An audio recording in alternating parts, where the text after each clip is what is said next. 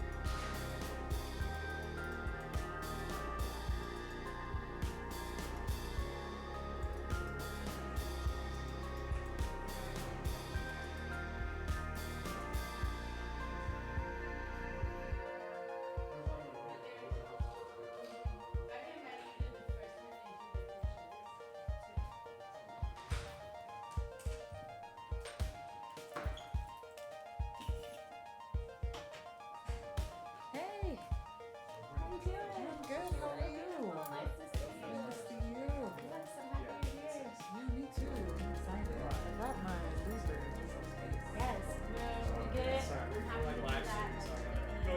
He's around. Hey. Do like a quick hour lecture with questions.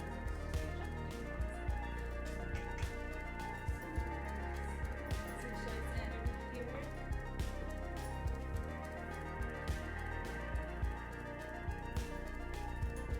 Is it on video now?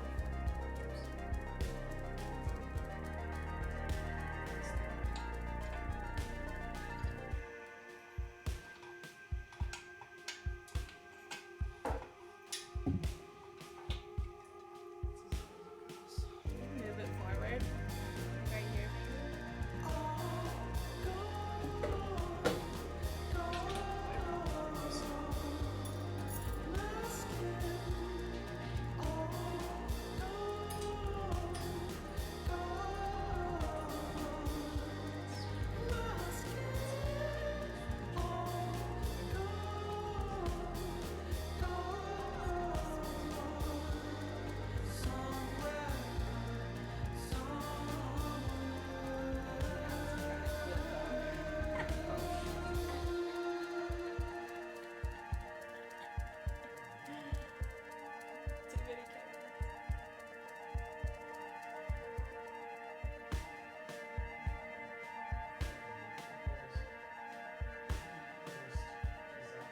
Right here, maybe. Too many cameras. It was just blinking.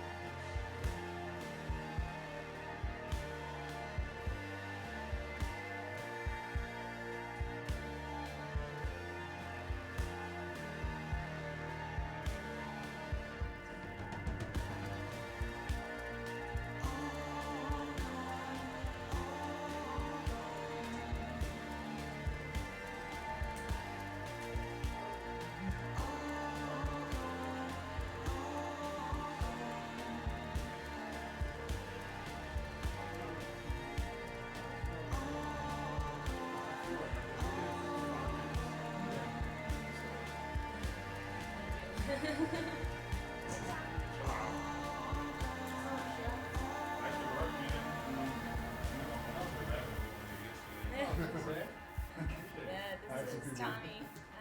Hi, how are you? Marcus. Yeah, okay. Candace, nice to meet you. It's a pleasure. So Candace, I would get up, but you No. know how it is. please don't. We also have snacks in the kitchen.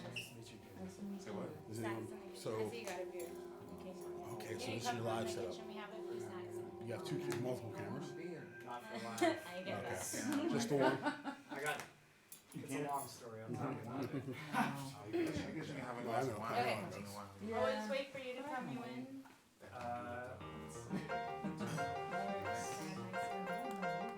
We're testing this live stream still, so there's a lot. Okay, great.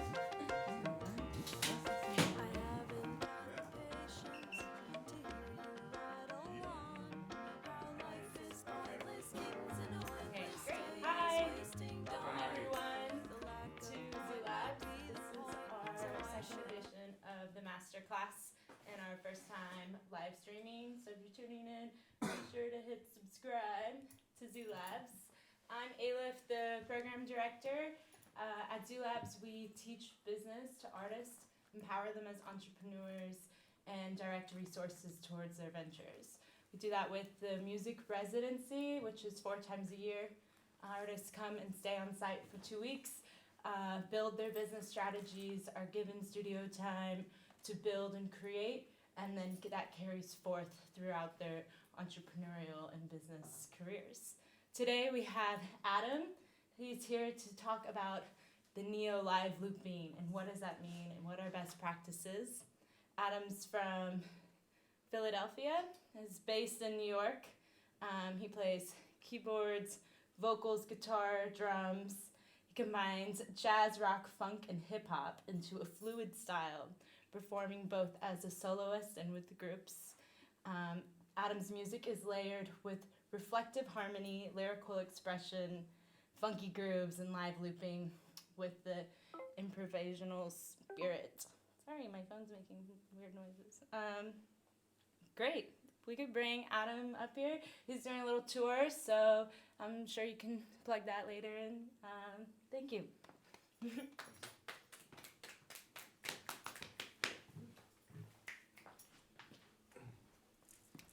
Good to see everyone out there. Thanks for coming through.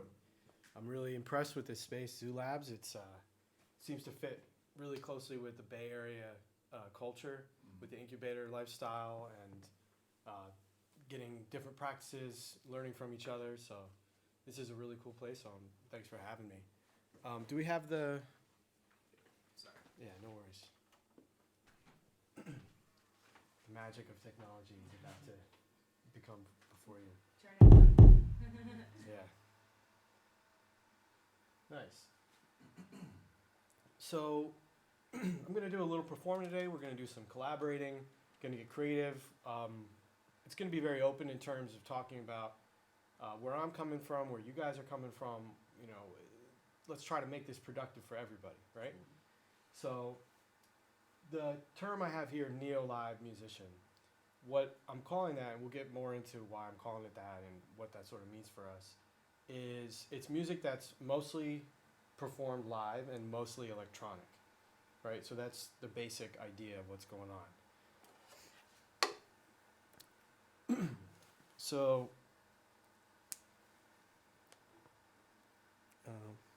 yep. So that's the idea right there. Mostly electronic instrumentation. You can see here I have drum pads, keyboard, a live looper, and we'll get into more details about that. And mostly performed live as opposed to triggering samples or tracks and trying to find that way to express ourselves as authentically as we can as musicians and artists.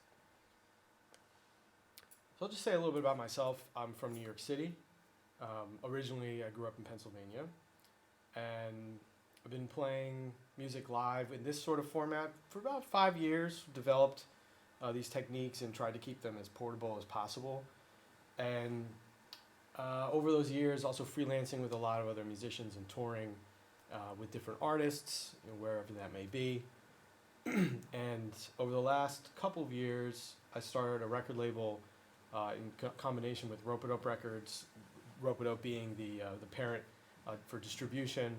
So that's been nice as a way to have additional points of branding to kind of build off of as an artist. You know, we're at that stage where I think in the past, and you remember all those VH1, you see artists are sort of struggling with issues and all these behind the music things. And today the issue is how good of a business person are you as an artist, right? It's a whole new set of skills we have to get into. So great that I'm sure Zoo Labs really gets into that with you guys too. So it would be great to go around, just get to know each other in the room a little bit. Maybe you guys know each other. I don't necessarily know you. So that'll help us get the most out of the session and everything going on. So as I said, guys, my name's Adam. I'm from New York City. Play a bunch of different instruments, but mostly keyboard, a lot of touring with different artists. And this is my own project that I've been doing more and more of over the years. And it's a live looping style, which I'm calling neo-live, which means it's mostly electronic instrumentation, but mostly performed live as opposed to samples and tracks being triggered. And sort of how does that happen? You know, what's the easiest way to do that, and so forth. So I want to go around the room and sort of get a feel for who everybody is and what you're up to. I'm Candace. I am an artist. I'm a singer, a songwriter, and I am in a band called Antique Naked Soul, and we use that machine to do vocal looping. There you go. And this is the other half of that. Oh, nice.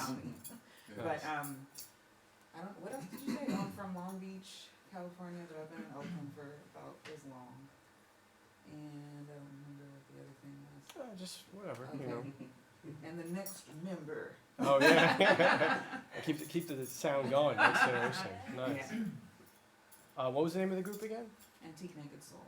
Oh, cool. Antique Naked Soul. I like that. Oh yeah, Tommy Shepard. Tommy. Yeah, I do a lot of.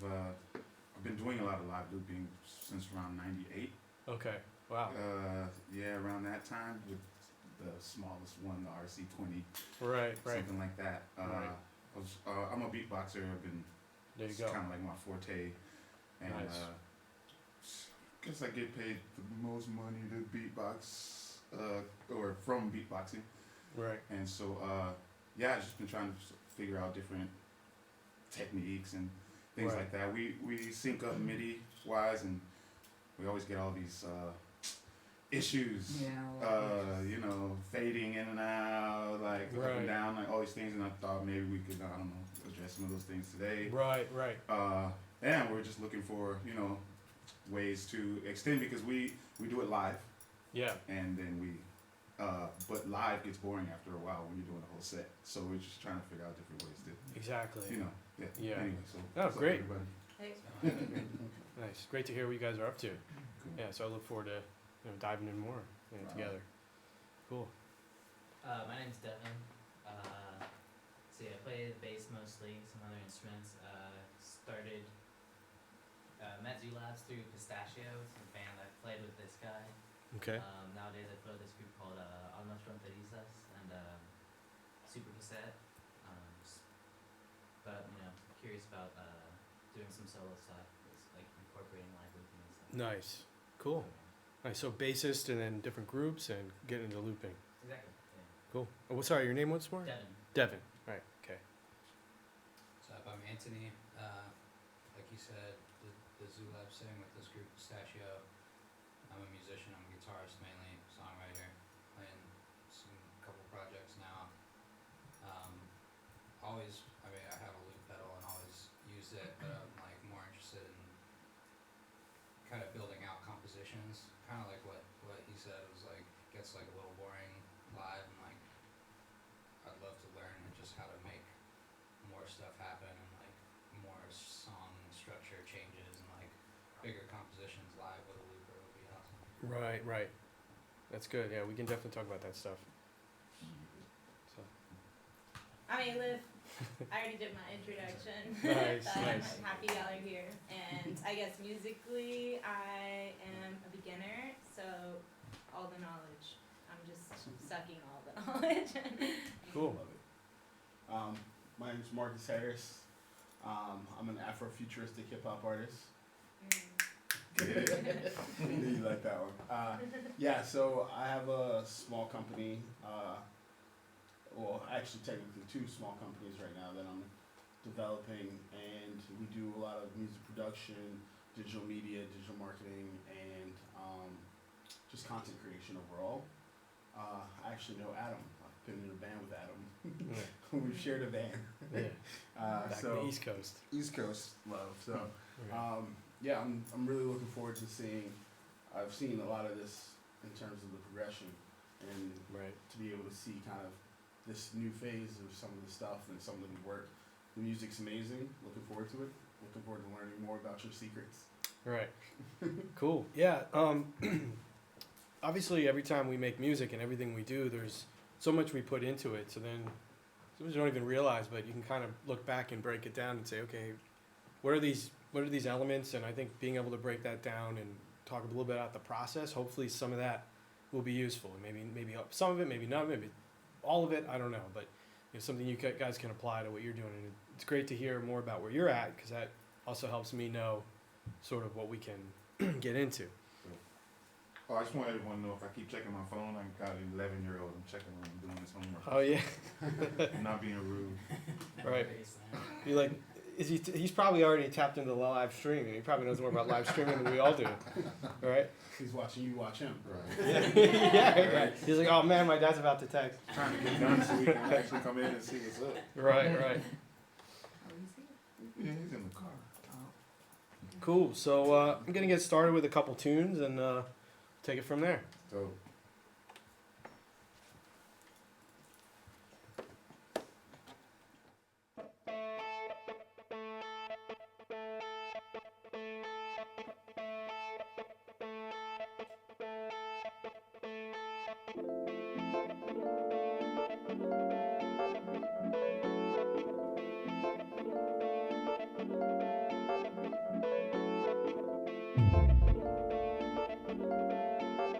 Thank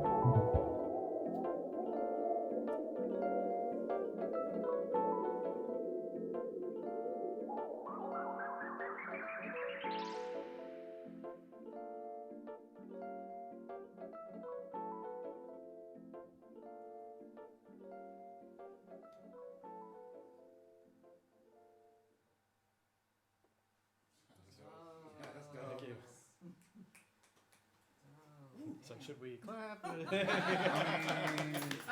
we're gonna. We we're forgot. gonna- We were like, what the hell just happened? Okay, cool. Well, I'm glad. That means I can talk about what it was. Yeah. Yep. Right on, right on. Start from the top. Yeah.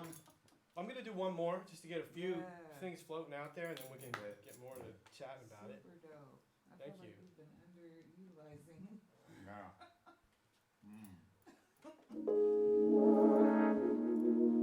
1, 2.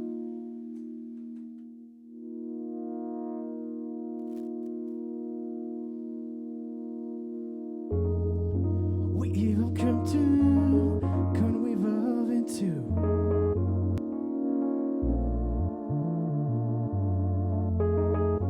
We evolve come to, can we evolve into?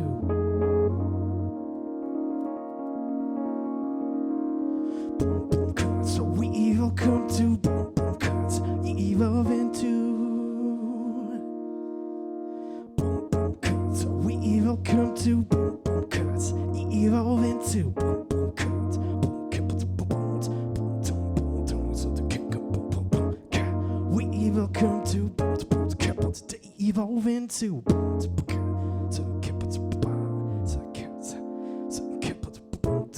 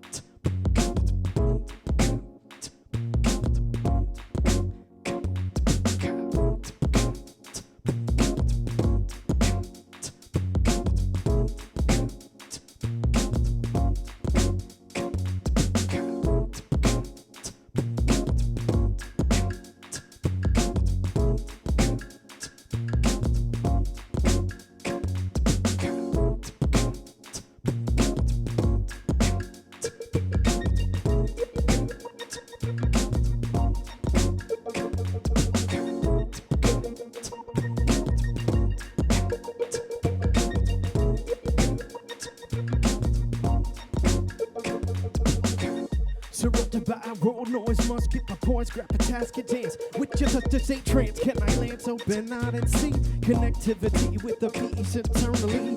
Divide hesitate and turn in this debate to lose the pace to relate and appreciate every single gaze, every new day, every next phase can I fully embrace. Seeking selfless solution, simple gifts given in this life to you and approve the truth, moving through the reviews. My land to your system of rules use. My own in replenish, observe a fortune on with your body made of water. Carry on, journey long, pass a new song and a pause.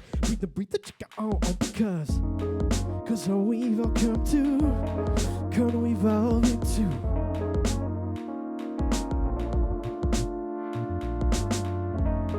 So we've all come to evolve into.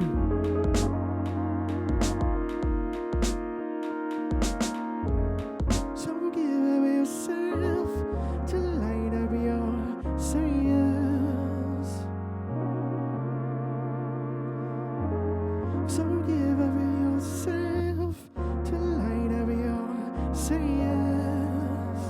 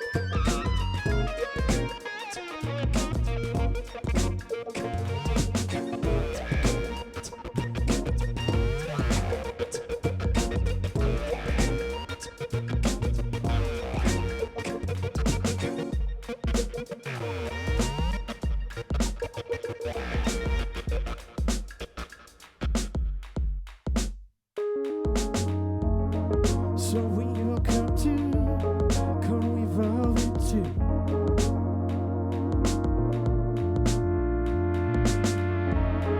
So we will come evolve into.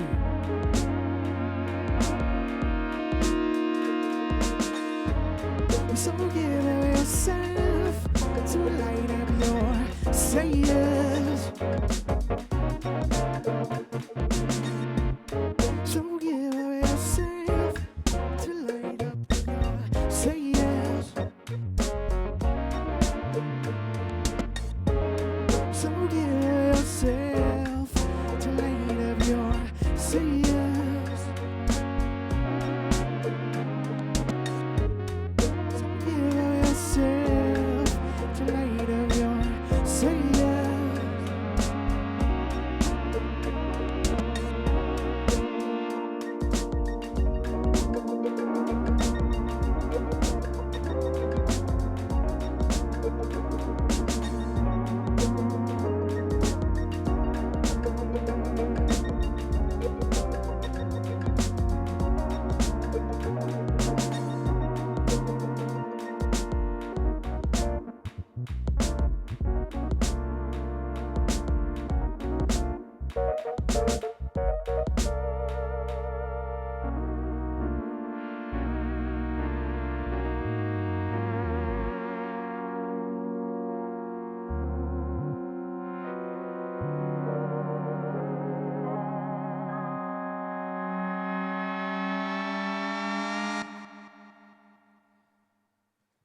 Thanks.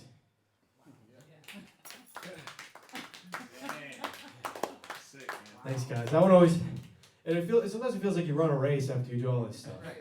And a lot of it is has to do with a lot of extra multitasking that you're not usually taking on as a with a group, you know. So there's a lot more And I think the big thing is that going from the transition of, okay, I'm a musician or a songwriter, artist performing what I've written on my instrument to, I'm doing that plus I'm arranging live, right? So you have to kind of put on your engineer and arranger hat on. And I think just want to quickly jump on something you mentioned earlier about how to keep these songs exciting. And part of it has to do with what we're accustomed to of making dynamic shifts in a live performance, right? Every time you're presenting an art or you're writing the song, there's a combination between, am I keeping your attention with something familiar, but am I changing just enough to keep you interested to continue listening? That's kind of the art of music, right? Well, when you're doing this live, we become accustomed to, oh man, the drummer would have done a fill right there, you know, and am I gonna sneak that in maybe, or what? And one of the things I usually compare it to is when I was in college, I took an art and oil painting art class, and one of the things they talked about was, what about reductionism? Because we think about making things as an additive process. You keep layering things on. But what about taking things away? So in the painting situation, it was you made a canvas with one color, and then you used tissue paper, which was tightly wound, and you take away everything, and it was actually just as detailed and interesting, and had the same amounts of shading and whatever else. You wouldn't know looking at it. You'd think, okay, it was someone painted all white over, you know, blue or something. So that kind of struck me. I didn't realize you can get the same result. And when you're doing something like live looping, for example, that really plays into it because it's more about taking away. So when I was doing that solo earlier, which was these sounds, and I had to start with something. I wanted more going on. I wanted there to be a drum fill or something. So in the middle of the solo, I just kept taking stuff away. You know, I have 4 different tracks here with different stuff layered. So this is one of the tracks. This is the other one. This is the other one. And this is the 4th one. So it's nice to kind of build some variety with what you can control, right, in terms of the music you recorded. So all of a sudden you kind of go, maybe get a little reverb trail, something to listen to. So, you know, where am I, if you know your effects, a little more delay.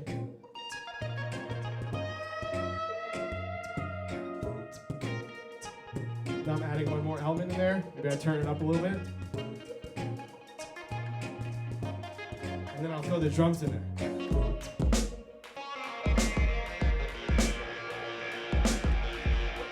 And fade these in.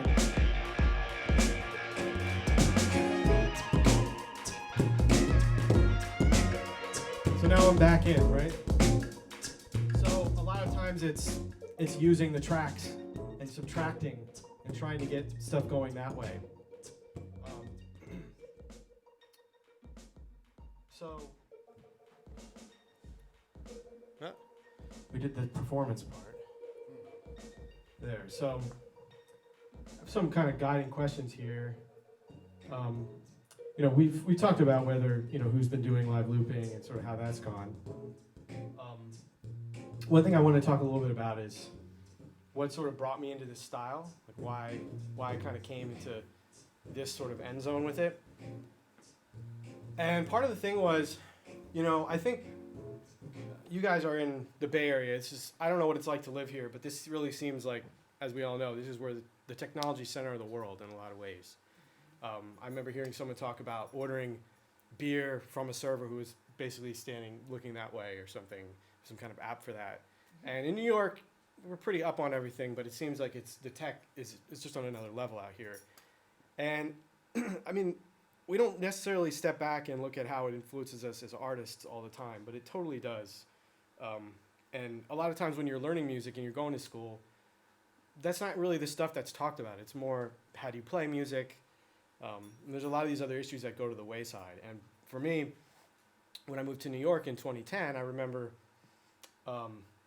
having a band and going on stage, and we kept getting bumped up in the slot, and everyone was more interested in watching the DJ, who was playing later on, and was kind of tough to take as a musician because we put in all these hours learning your instrument. We got a DJ laughing it up back there.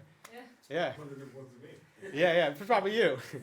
And it was actually at the Knitting Factory, which you play a lot there. Yeah. This particular gig, and when I think about it, I look in the past and I think, especially teaching music to kids, the first thing everybody wants to do, if you raise it, who wants to learn an instrument? Who wants to play drums? Everybody raises their hand because it's so tactile and so accessible, right? I think as technology increases, our connection to the actual thing that makes sound keeps changing, right? Before it was someone hitting the drum and everyone gathering around. Everybody knew what that was. Then it's, okay, an electric guitar. I see someone on stage hitting strings, but it's going through an amplifier and something's happening in there, but I still see what's happening. And now it's a DJ playing something. There's all kind of sounds combined. There's all sorts of synthesis going on and effects. And does anyone really know what the source of those sounds are? It seems like a specialty. And it's happening with more specialization in our worlds, right? Do you even know where your food comes from? It's that kind of stuff when we get distant. But as musicians, there's something really inherent where we really love to kind of get to the core of what we're doing. If I wanted to progress in my career in 2010 in New York, was I to not play anymore live and just become a DJ, which is cool, but it's not really the training that I had and where I was coming from. So was there a way that I could sort of meet those worlds together? And so that's what drove me into the looping space. And this neo-live is just a term, but it basically means something that's performed live but using the electronic instrumentation. So that's that's basically where I ended up. So this is a looper, a Boss RC505, a Nord stage with all the sounds programmed in it, and a sample pad player. So it's really, really stripped down to the basics. And one of the reasons it's so stripped down is because I had to get around New York City. I always thought, man, that'd be cool. Well, there's a drum set here. I'm going to dabble with that, but it'd be cool to have a kit over here plugged in and, some guitar amp over here, something going on. But I had to figure a way to get it as compact as possible as well. So that was a big part of the setup. So as we continue on here, I think it's a great time. Sometimes when I'm playing live, I do this towards the end of the set. I think this is a great time to kind of get everybody involved and working together. Something I love to do is make a live song on the spot with everybody in the room being part of the song, and it's super fun every time because you don't know what's going to happen or how the music is going to turn out. So let's get that in, and that'll give us a lot more to experience here with what's going on. So the first thing that I do here when we're making a song together is figure out, what the tempo of the song is. So I can tap that in right here. So somebody want to snap out or clap out a tempo? Just a real quick question. Yeah. Did you have that in your ear? Did you have like a knock in your I did. tempo in your I ear? did, yeah. And Yeah. I should say that earlier. Feel free to interrupt me at any time with any question. Where's it coming from? So I do have a click in here, and the click is coming directly out of the looper. I see. So- And it's coming from your headphone? That's right. So there's a phone's output on Yeah. the looper. Yeah. And within this particular unit, you can get what they call the rhythm track, which you can assign that rhythm track amongst many different rhythms and fake kits and stuff to a click. And then it gives you all the live looping plus the click in the ears. And you can adjust the level relative to each other. So you can turn up the click in the settings and then save that. So I actually have a different setting for each song that I'm doing. See. So for one song, I'll have the tempo ready to go and the click at whatever level, and you can start and stop it here. So that is that's an absolute game changer. I would say that plus the ability of having multi-tracks really opens up your arrangement possibility. You guys were both mentioning about arrangement, and that is the thing. You feel, why should I do this form of art if I'm so limited, this and this and that? But as you'll see, some songs I'm starting with different instruments. Sometimes I'm starting with bass or keys or, beatbox or whatever it might be. But that's the whole time because I have the click in here. So it's just like being in the studio. So I'm sorry to interrupt. There's No, a way to set it so that you only hear it there and it doesn't come out here? yes, Okay. yes. So there's the regular line outputs. So everything here, all these instruments are feeding into the looper. Great. and then that's just going to the house. So I'm actually mixing everything, but I have an extra mic here for live vocals that gives the house a little more flexibility for mixing. Right. But then I have another mic for stuff that I know I need to live loop or stuff I want to send through here without an effect or whatever's going on. Right. And the phone's output is just going here, so I have these in-ears, and give myself a long enough cord so I can kind of jump around and do whatever's going on. Sure. And then in here, I'm hearing all the stuff that's looped in addition to that click. And I can actually turn the click on and off. And sometimes I turn it off because I want to hear how it sounds without it, right? And see if everything's locking up or whatever. And that actually happened in the previous song when I was playing this part. You know, the...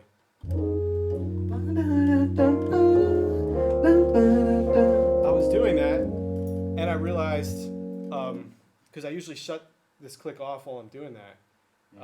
Or I keep the click on, but I had the click already off, so I had to watch the light to see if my timing was on. Okay. And then but I still had to turn it back on to make sure that everything else would come.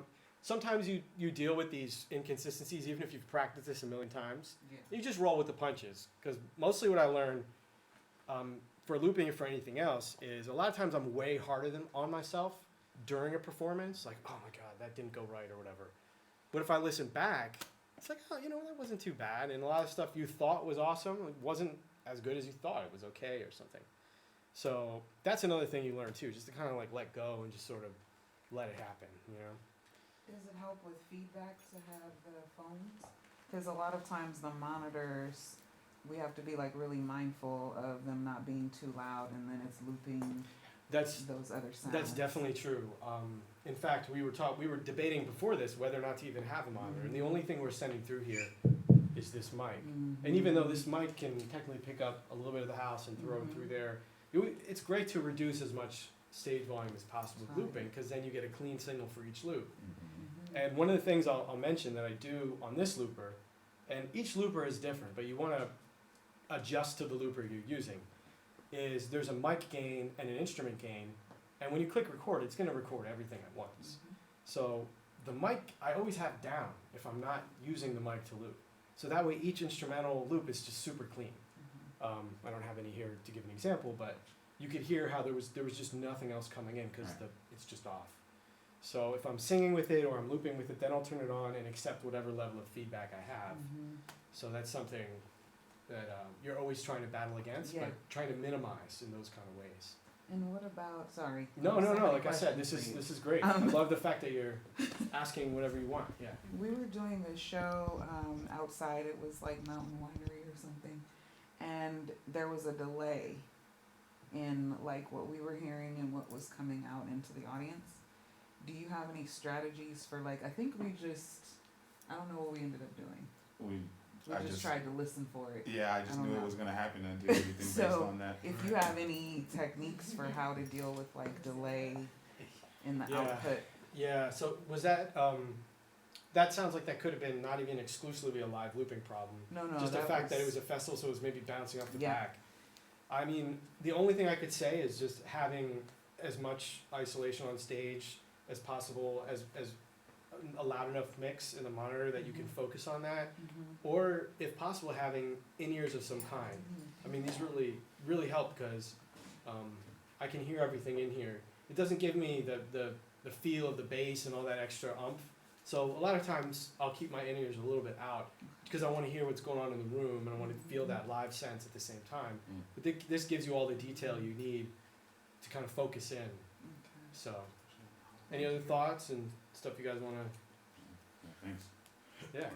I'm just curious, and you might get to this, but is the looper set up because the way you were mentioning some of the functions of it, like the having the click track, being able to isolate that into just the headphones, into just the headphone output. Right. It reminds me a lot of the setup of a DAW. So like, are this particular looper, for instance, is it designed to work with any particular DAWs or to function as kind of a live version of that in terms of the looping? When you talk about production, for instance, Ableton, Pro Tools, some of these different DAWs that are now trying to emulate some of these things that you can do live, based on functions that are from even as far back as the 80s. Yeah, that's a great question. it's funny because they're all the live gear is also emulating the studio gear and vice versa, right? Well, this isn't particularly set up to interface with any particular DAW. It's meant to be a standalone device, and I haven't tried it myself, but what would be a great test would be to run it through a program like Ableton and specifically try to have the MIDI signal sending the click back and forth. I feel like that might be a bit risky, like, 'cause sometimes with sending a click, it's gonna come at the wrong time. You're supposed to perform, everyone's waiting for you, and you're like, where's that MIDI click? And so those are some of the risks that make it a little more difficult, but other gear coming from the studio side has attempted to address those issues by making it studio-centric with particular physical outboard stuff that is triggering what's going on there. So there's a new looping device. I don't remember the name off the top of my head, but there's a plugin on Ableton, and then it's actually a looping device, and it's you're controlling it the way you would hear, but it syncs directly with Ableton. So there is stuff like that's working much closer together with that. Are the loopers formatted with the same kind of, I guess you would say, foundation or structure as what you see? You know, because like when I learned audio recording, I learned on ADATs. Right. So then transferring that to the DAW was very easy in something like a Reason, you know, Right. where you're actually like plugging and stuff. I'm Right. just curious to know how much, and maybe we'll figure this out as we do more. Right. But how it relates in terms of the actual like functions of is very similar, so that as you're working on multiple different setups, is it easy to transition from one to the other? You mean from a device like this to a computer-based device and back and forth? Mm-hmm. I think it depends. It all depends on the specific ones. I haven't gone really, really deep in, like, for example, the Ableton. Ableton has a built-in live looper, and there's other live looping software. I've mostly stuck with this and learned the hell out of this one, so I can do all these different things with it. And it basically provides a lot of different things at a cost to the efficiency, just like this keyboard does. For example, the reason I like Nord so much is because you've got great sort of piano type sound. Then you've got great synth kind of sounds, and you also have a decent organ, but not decent. It's good.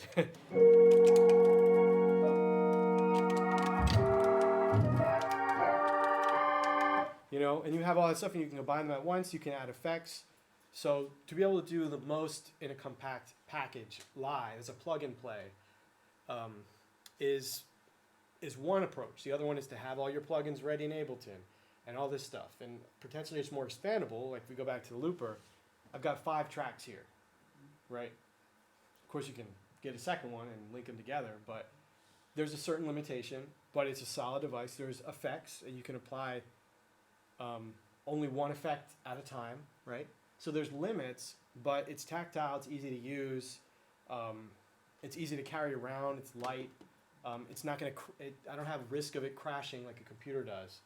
So that's just kind of a road you want to go down. Do you want to go down the plug and play road, or do you want to go down the Ableton and the highly organized plug-in DAW road, right?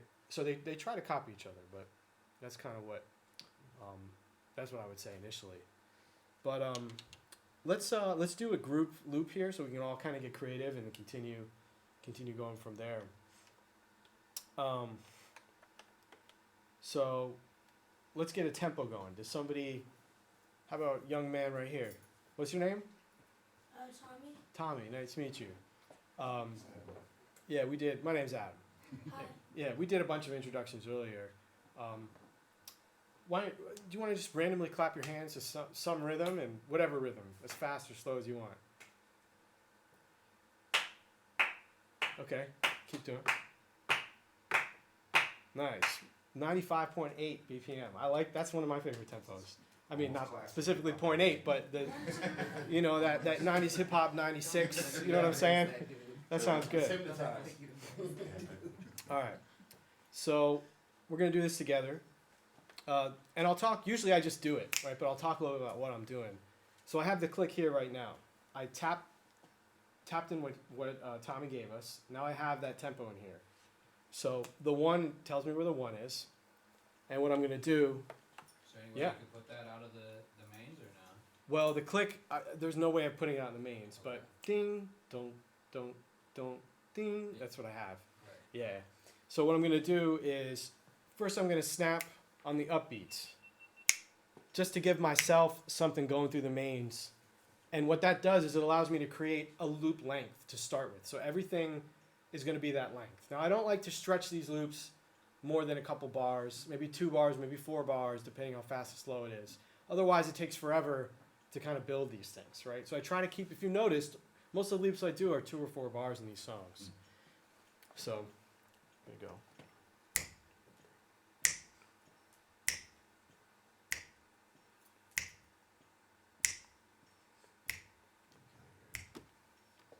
So there it is. So it's 2nd bar, 3rd bar, and the 4th bar. So next thing we can do is, since I'm hearing this, I'll sort of guide along where that click is. I'm turning the mic right around. And we'll do claps along with that. So I'm going to I turned the mic down, now I'm turning it back up. So here we go.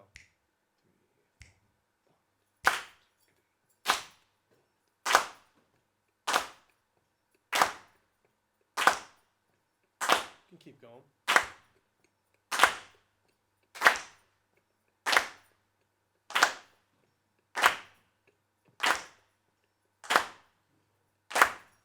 There. And even if they're not perfect, it's cool, right? Yeah. Because it's in a pocket, and it's all good. Yeah. Right. So now we have our upbeats, right? Next thing is, now I haven't used these in any songs yet, but I do. I have a couple pieces of percussion. So who wants to come up and use one of these? Maybe this one.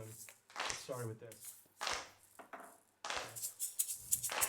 Anybody want to use this one? All right, come on up, Tommy.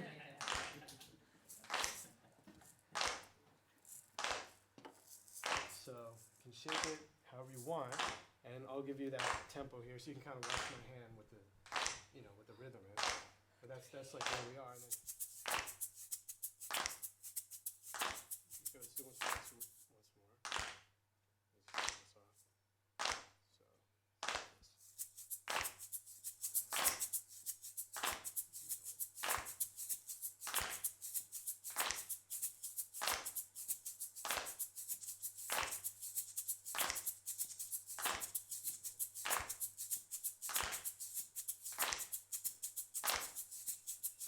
Excellent, man. Great job, dude. Yeah, let's hear it for Tommy. You can hear his groove in there. Sounds sweet.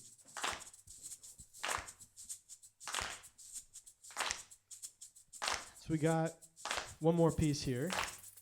There's actually different ways to use this. It's an Eastern African. You can go like this, or you can kind of shake it and click it.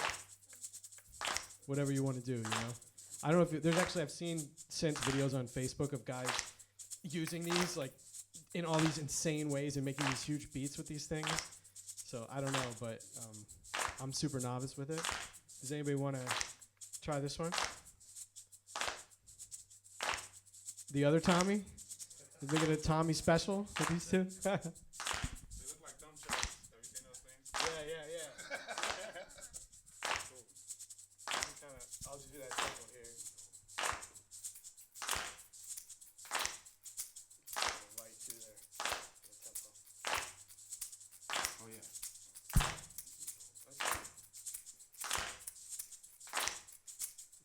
Light too there. The tempo. Oh yeah. Use that. Light too there. The tempo. Cool. All right. Oh yeah. Let's hear it for other Tommy. Yes. Use that. Yes. Light too there. The tempo. Cool. Where is it? Oh yeah. There it is. Use that. Cool. Light too there.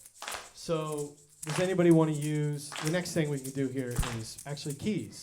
You don't have to actually play anything particular. It could just be a couple notes up high or something, and we'll work around it. Anybody feeling that? Oh yeah. All right, come on up. Oh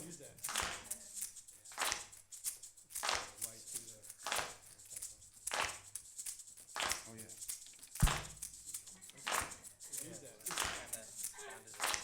It's like a white sound.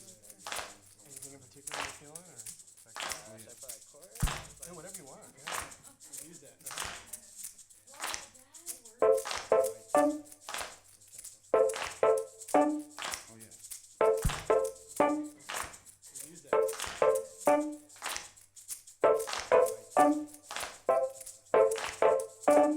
Oh yeah. Nice. Let's hear it for Devin. That's groovy. That's groovy.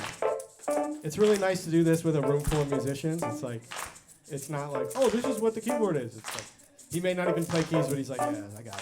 So it sounds awesome. Yeah. Oh yeah. Okay. I'll add a few things.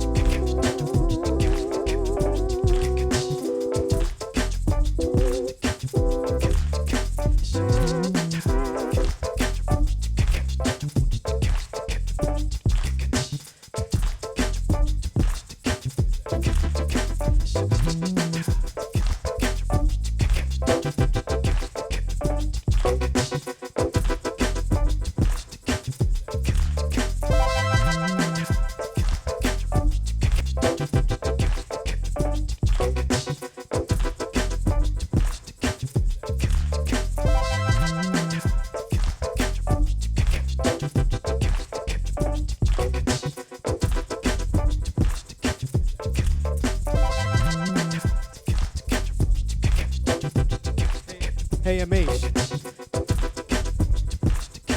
You want to spit a little bit over this?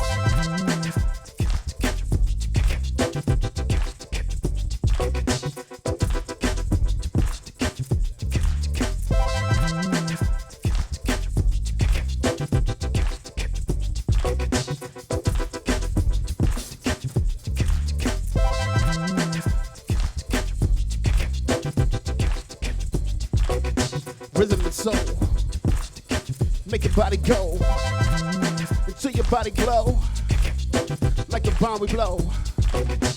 Taking the rhythm toe on the drums to let it roll. Turn up the radio, feel the rhythm flow. I gotta get it, I gotta get it, I gotta go. Gotta get it, I gotta get it, I gotta go. In the zoo where the jungles be, they don't see me where the humans be. I just see them like I own with three, but I could download the MP3 and see me on MTV, BET, Crunch Live at MBZ, and I should now put a 40 down DVD. Better call the CDC, you know we in DC with a few girls like ABs, and I no chance call it APB. Y'all know it's me and AE, a bros and Jotty. You fly for bomb batter, you best in one batter, you're up. Let your party go, let the party base. Bounce you when you're ready to cut. I know we ain't giving it up. We ain't ready, we giving this up. Y'all ain't giving us enough. We just standing in the vibe and visuals live. And I said I'm riding down I-95 and infinity to the side wind. Watch the wind glide when we contour timing. With the beat vibing. Our house on the 5 and infinity vibing. Y'all just confiding, I'm so divided. I'm supposed to mind in most. Y'all just denied it. I say you look like you just saw a ghost. So, rhythm and soul. At the zoo we go. City say we go. When the make it go. Rhythm and soul, got your body. Rhythm and soul, got your body. Rhythm and soul, got your body. Rhythm and soul, got your body to break it down.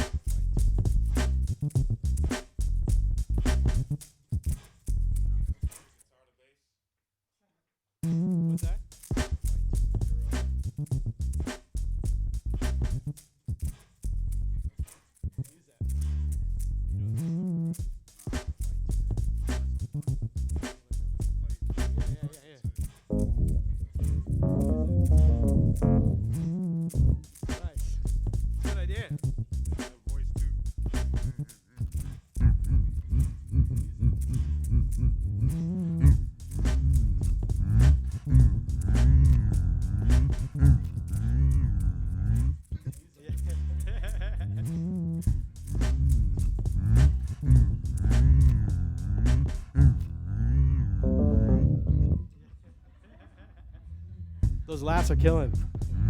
You know what we gotta do about that?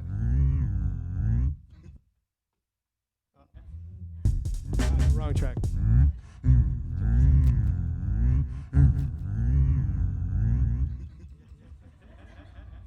Little delay on that.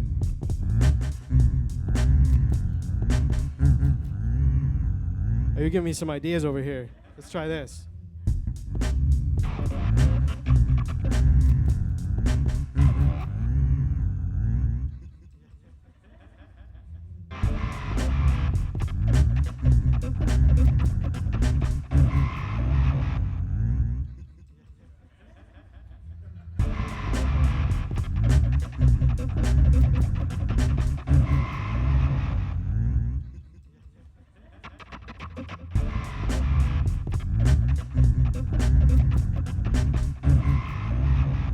Is anybody else hearing any ideas?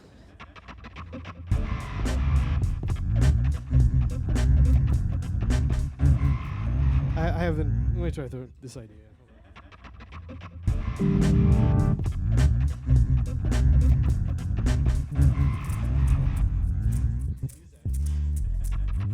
That's cool. That's pulling back your shaking thing, you know? Yeah. Put a little delay on there.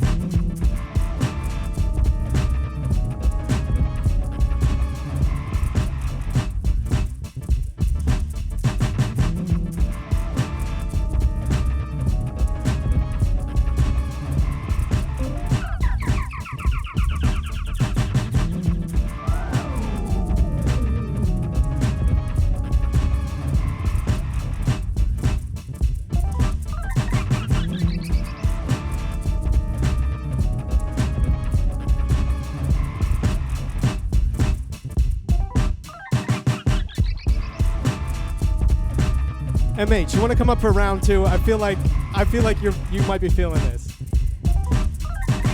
All right, MH the Verb, round two.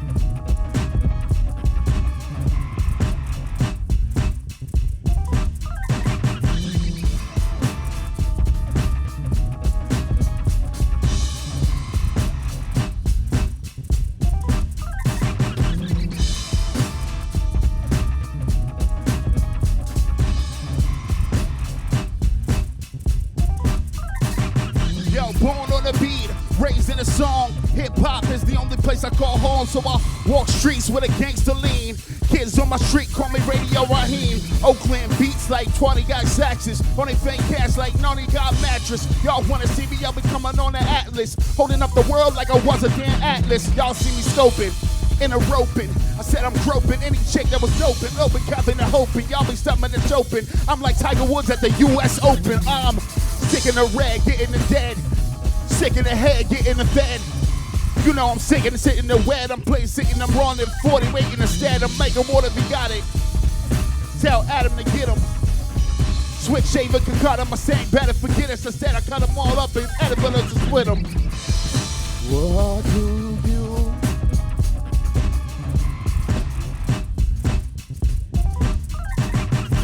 Right, left, coming off the chest with the raw stats. I get it made a mess, yeah, my name is Marquez. You gotta confess that I'm blessed. Keep it so real, like a $5 bill, $2 still. Came back with the root trill. I did it like a screw when I drill. I don't wanna see you insane. I got you in my membrane when I'm coming up with game like a kick it. Yes, I can, cause I'm a spittin'. And yes, I man. All brokers, all Paul tokens, everybody token. Y'all just want broken. Y'all wanna see me standing for the anthem. I don't wanna stand for plans to French anthem. Bar up a grandstand.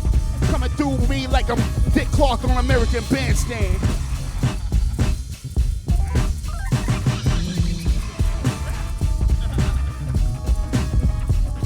I can take it the rhythm instead of the flow, and I got to get just get on the low from the hit it the toe, hit it the toe, hit it the go, hit it go. I got the rhythm and I take it to that bit of the bow and see the ceiling. I can bring it from the reeling, you reeling and feeling fishing. I'm a fishing, you be seeing, I be doing and going and flowing. It's never stopping, it's stopping, the taka come with the punches I'm watching. I get it on the symbol. I got a rhythm with yo, and that's my symbolism. I hear the grand super and ain't no smoke, no ism. I'm from the Wakanda Wu-Tang, so it's I suck him. And that's the way it goes. It's a lesson, it's a rhyme, said it goes. And that's the way it be up in the place like, man, you had a better say, like, stop. That's the way the rhythm don't stop. We like to pop, it's like a bubble. And you can say I'm gum, and I can say this rapper here, he's the one. And I can say to my left and to my right, I got it all in by the side. I'm just like the right guard, the side, the body sight. And I can tell him going to the moon, cause it's dynamite. Hey.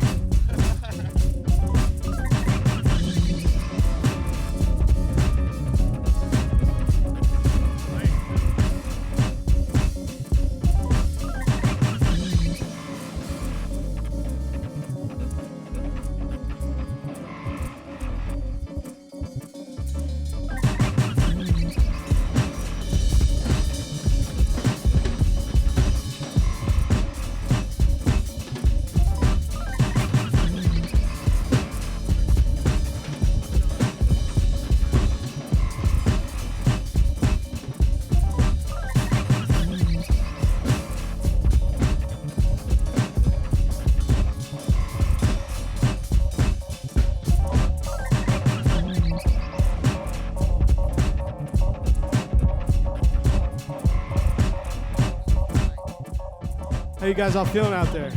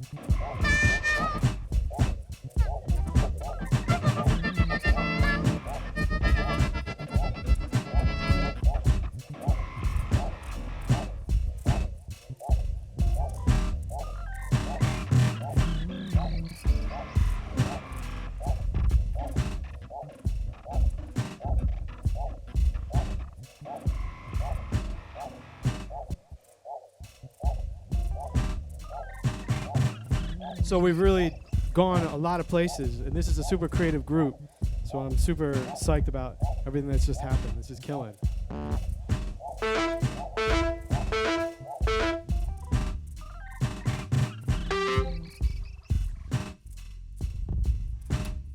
So we can do another one of these later on. We still have a lot of time left, which is good. Keep some of that going on in the background while we.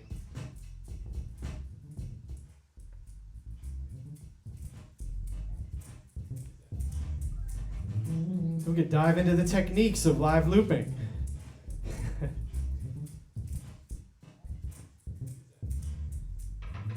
Trying to find a nice little mix of that. That's too heady. Just kind of.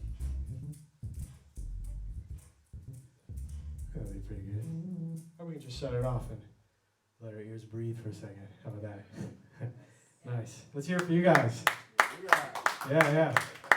It's cool to see you guys take ownership of the device. You're like, I know what to do here. That was great. The stops on the drums that you got going, that was very, very cool. So I'm gonna keep kind of going through the techniques, and then we'll kind of have a conversation around that. So I was thinking about the basics, like how I think about going about this stuff. And the first thing is figuring out a configuration that suits what your setup is, right? So I can talk about why this one makes sense for me. There's a lot of loopers that you can use by hand or by foot. This one is by hand, obviously, if you're playing guitar, bass, or something. There's foot-operated ones. Even with this one, there's a control foot pedal out that you can assign to use it for foot needs. So sometimes I'll actually do that, but I found even if I'm playing bass on the left hand, keys on the right hand, and doing something with the vocals, I usually still have enough time to just go like that. It's like pressing another, and it's just right there, So it's not too tough. So for me, that's pretty key. Having the hand operated, it's a lot easier. We talked a lot about this, but if you're going to go in the laptop world or the plug-and-play world, I like making the most out of this. Like I said, if I could snap my fingers and do anything, it'd be nice to have more effects to control a little bit easier. It'd be nice to have some more tracks to go with instead of just 5. That's probably the one limitation, but still, you can do a lot with that if you're thinking about a song. So when it comes to plug and play, that's sort of the road that I've gone down at this point. Another one is the instrumentation spectrum. Like, what are you trying to achieve as far as your instruments? Are you just looking to do looping with vocals and you got your mic and your looper and your set? Or would you like to integrate some sort of drum pad player? Like in this particular device, I'm putting that into the aux input here, and I'm putting the keyboard into the regular 1/4 inch inputs, and maximizing all the built-in inputs. So, and well, with using the Nord, I can have all different kinds of sounds in there. Like I'll play some tunes in a bit where there's more orchestral stuff going on, and so between this, really in the Nord, you can put in any sample you want of anything. But then the pads are nice because it feels more for playing grooves. It's a little bit better than playing keys. I never was a big fan of that. So really, with sample-based technology, you can sample in whatever you want and just send that in. So what interfaces are you using to do that? That's the kind of, for me, the question of the instrumentation. How do you want to organize all that? And what leads right into that is whether or not you're using a mixer. So when I first got into this setup, off the bat, I actually purchased a little Mackie mixer. Small, reliable, good quality, because I assumed that I'd be plugging all these things into there and then sending that mix into the 1/4 inch input here. So that way I have so many more instruments I could throw in this thing. But as I started doing it, I realized, especially at that early stage, did I really want to carry around all that extra stuff? And B, well, maybe I could actually achieve that by just having a few things. So I've bypassed the use of a mixer, but it would totally come in handy if you wanted to have more instrumentation to throw in and do that in this way. Similarly, if you were doing it through Ableton or another DAW and you had an audio interface with enough inputs, you can throw in whatever live instruments you want, right? And the other factors, so these are, for me, the main ideas about thinking about what configuration to set up, is the portability, and it's something that faces you right away. Do you want to be able to carry this thing around? I actually flew here from New York with, well, not the keyboard stand, but pretty much everything else. It was doable, and sometimes you don't want to let the logistics of a scenario invade your creativity and your expression. Like, oh God, how can I get that on the flight or whatever? So, in fact, with the Nord, I used to bring this as an overhead because technically, according to, there's an FAA Modernization Act of 2012 that was signed in by Obama, and it states in there that as long as your instrument can fit inside of an overhead compartment, doesn't say how, even if it's multiple, however long it is, as long as it can fit in there at the time of your boarding, you're legally allowed to do that. So most of the time I was fine, but sometimes it was full and I had to gate check it, and I had to use that soft case because if it was anything bigger or heavier, it would be even harder to get inside those things. So a couple times I had to gate check this, and I started putting T-shirts from my bag to pad it extra. And most of the time it was okay, but a couple times I had an issue. Sometimes with these basic flights, you have to bring your stuff, even on the major carriers like a Delta or United or whatever, they have these extra basic fares. And one time I was forced to actually check it in as a piece of gear, and I showed up for the festival, and I opened up the keyboard, and this was dented in, and the key was stuck, and I couldn't play. And there was a thrifty sound guy there who bent it out, and at least I was able to play, but the key was a little raised, and I got lucky. One time I was coming back from overseas, and I had the same thing happen. Open up, one key was cracked in half. So now I just send it over in a flight case as a baggage and pay a little extra. I don't have to worry about it, you know. There's always risk, but anyway, just kind of going down that rabbit hole. But portability is a big issue, and you know, you want to be able to fly around and do your thing. So we'll continue on here. Any questions about those thoughts, or any thoughts you want to share? I think you answered, but you said a mixer will give you would go the outs of the mixer into your outings in there. Right. There's a lot more options. Right. So instead of doing drum pads, right, what I could do is I could take that foot switch that does a record and play on one of these tracks, throw that next to the hi-hat over there, and then I can have a mixer and do maybe an overhead and a kick going through the mixer, all going through here, and I have the click. So I could go over there, I could groove on the drums for a while, and then decide to click record on whatever track and track the drums live into Looper. Now it's a lot of extra gear, but it's not that complicated, you know? Have you ever used that to control a whole band? What to control a band? Well, as like, what I was thinking, as a producer, and you know what messing with live instruments, yes, having multiple players and producing them live on stage. I'm going to get right on that in this in this thing. I'll table that because that's coming. Okay. Yes. Any other thoughts? Cool. The next thing is, and we talked about this a bit, is creating an arrangement. And the first thing that comes to my head is, okay, I really like to improvise. I like to make stuff up on the fly and whatever, and that's cool. But the more you know ahead of time, especially for this sequence of how things are going to happen, the less you have to think about. I found that when I first started doing live looping, I didn't have as much organized as I maybe should have. Because what happens is, the more you're stuck in this world of playing up here and experimenting, you know, are you going to be able to engage the audience? Are you going to be able to look in their direction or something? So if you notice, the songs that I was doing, they're usually moving pretty quick. I mean, maybe here and there I'll toy around with something, but generally I'm moving from part to part, keeping it active, keeping it moving, so that I'm not stuck here twisting a bunch of knobs, wondering how long I should do this, or you know, what I should do about that. So for me, like, thinking through the arrangement is a big part of it, and knowing what's going to come next. So this stuff is really organized, and I find that a lot of times as musicians, you're attracted to a little bit of the excitement of a situation. And if you're improvising, it's a little bit risky because you don't know what's going to happen, and it's kind of exciting. But if you have to execute all this stuff live, that's also pretty risky, and it's pretty much of a fun challenge that it doesn't really wear out on me, where I feel like, oh man, I'm so bored of doing this exact thing over again. Because every time you've got to execute it.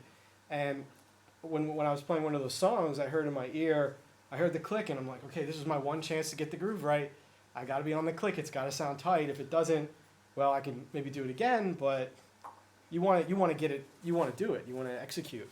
So like that execution becomes part of the job in a whole different kind of way, because it's kind of like you're in the studio, but you're on stage. It's like a combination of producing and live playing, like all at once. And I talked about this a little bit before, but of course you can have a loop that's long and evolving and much more ambient.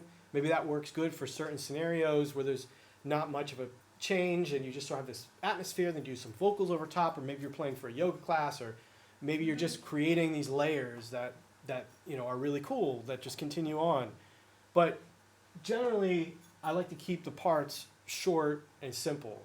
And I find that gives me a lot of space in order to add different elements and keep the song sounding live. So, for example, I'll just start with a song that's a song I already have, but just to show an example, I'll start like.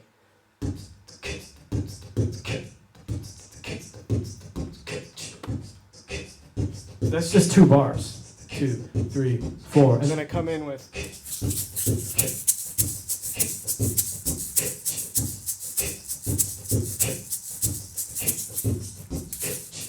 So that's it right there, right? And then I have this sound.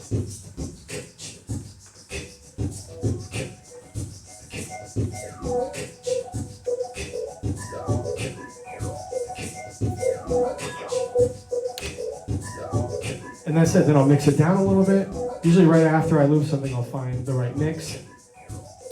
And I have all those sounds ready to go.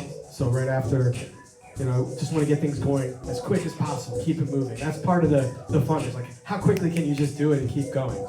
And then I shut off the effect.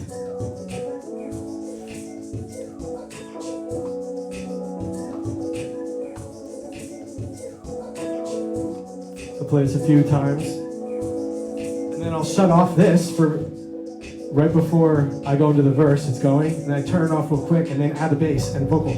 Bring up here, it's drifting to the sphere of pain. A booty that turns frontier.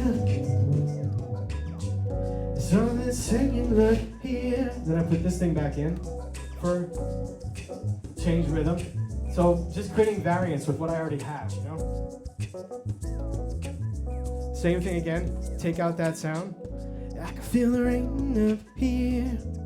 I can add, it's drifting to the spheres, I think. Like beauty that turns from tears. This is already enough, I'm singing a verse, Something saying, look here, it's okay. And then I bring this back in, and now I take away the beat. Now it's just this, just the shaker and that weird sound in the back. And then I throw in the chorus melody. What's the real surrounds me?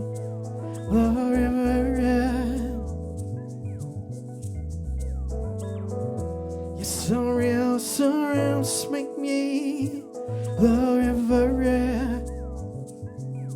Then I bring the beat back. Yes, the river surrounds me. The river. Yes, the river surrounds me. The river. Now, usually I would have recorded that beatbox a little louder. For some reason it was a little lower, but imagine it was louder. Sometimes what I'll do in that case is I'll actually turn up the output level and I'll turn everything else down. Just to give myself, if that happens live, I'll do that. So it could be and I'll turn the input of the keys down so I can get more of a, yes, the river surrounds me, the river. Yes, the river surrounds me, the river. So you're much more responsible for your own mixing live, because the person doing sound only has your mic and everything you're sending them. So there's not too much they can do. So then what I do next to this song,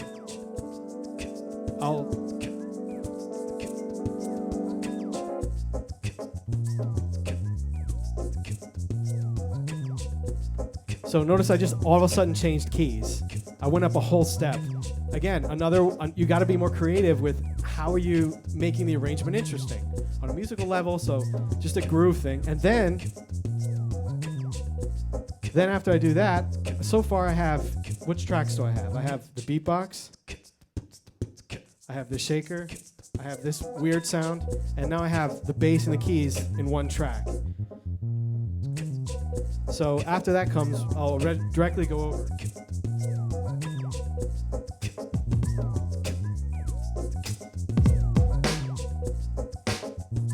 And I haven't used the pads yet, but I use them here.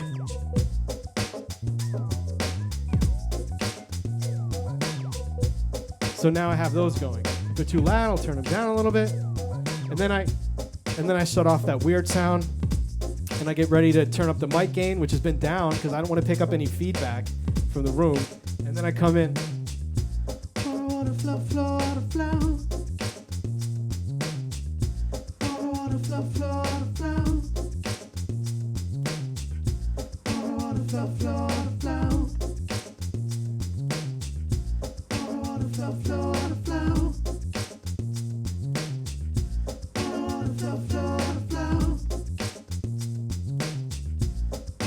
So I have a nice little thing to mess with there. And then what I have here is I'm gonna do two things. I'm trying to build right after this, right? So I've got this groove going. So the first thing I do is I set up my keyboard to have this cool delay thing that I can just play with and add that in there, right? And if I need more feedback,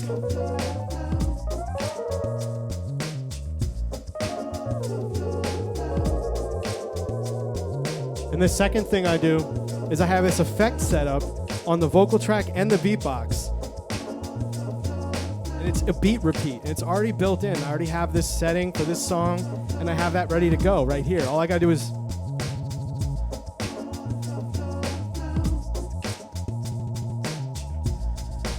so that I'm alternating between.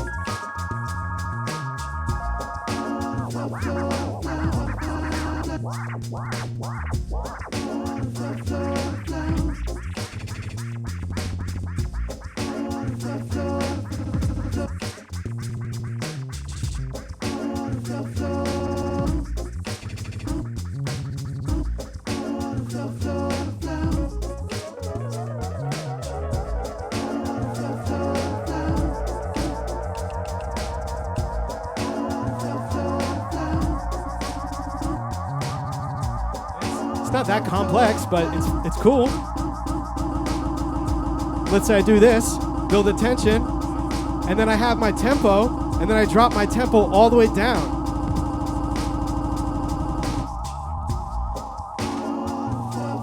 And then I turn the delay down to answer that somewhere else.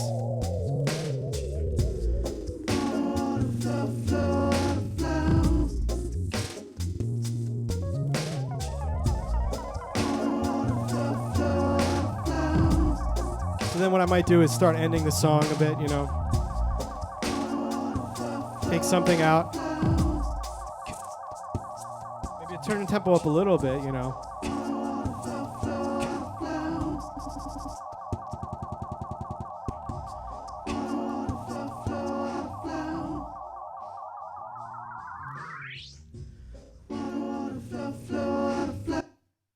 Right? So that was it. Like, that's actually a song, you know. Now, normally it would be just done without talking in between and a little more pausing, but that's the sequence. That's exactly what's going on. And one of the things I think is cool, too, about looping is if you just keep creating variety and you're allowing yourself to flow from one thing to the next, it creates a pretty cool arrangement. Like, the arrangement of that song was ABC. There was there was an intro, and then there was a verse I did a few times with one chord progression. And then there was a B section, which was kind of like I called it a chorus, but it was the chorus, sort of. And then I just changed keys and went to this kind of like weird jam out with these effects. And that was the end. And that sort of, it feels like a song. It doesn't repeat the other section or whatever, but it to me, it's working, you know? So you kind of have to like realize, you know, what you have available in front of you and sort of work with it. And just to kind of move down the list here of creating an arrangement, multi-track parts is super, super helpful. I think in the early days of looping, it was, okay, why don't we just keep looping one thing over and over on a track? I mean, that's very, very limiting, you know? So even though we talk about looping, in a sense, we're really looping on multiple tracks with a device like this, and there are other devices that have that capability. If you're using an Ableton plugin, you certainly have plugins that are able to do that. And that is so much more, you have so much more freedom, you know? I mean, you've got this over here, you know, want to speed it way up. And of course the beat's gonna sound really crazy, you know?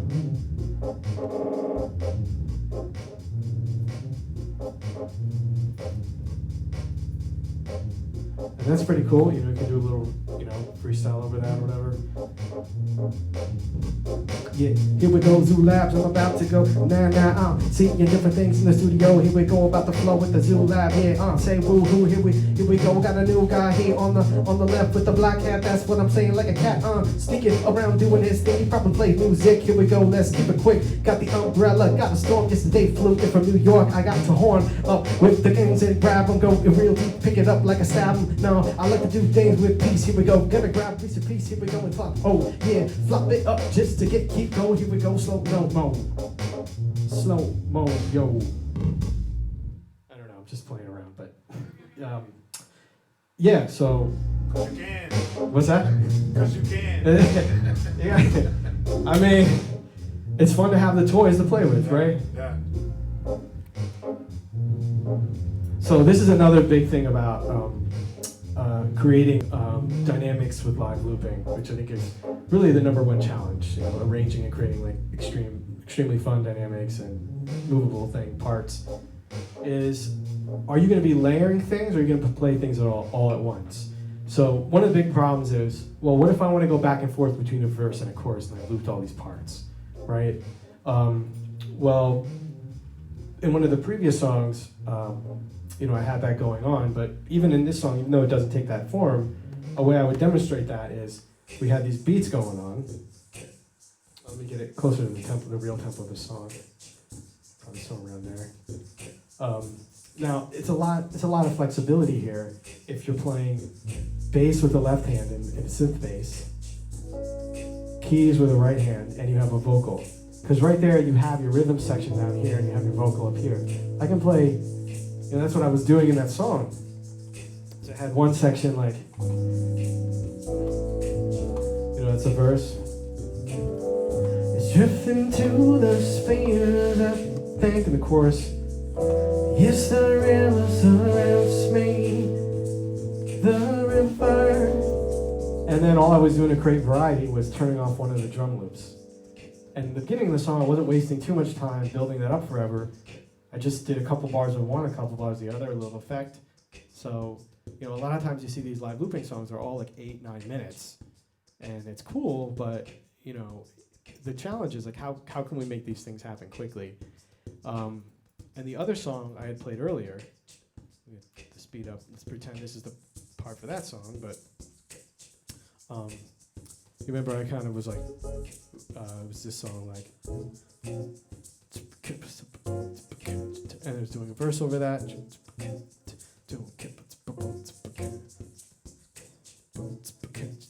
I was like doing some rapping, and then what I did to create variety was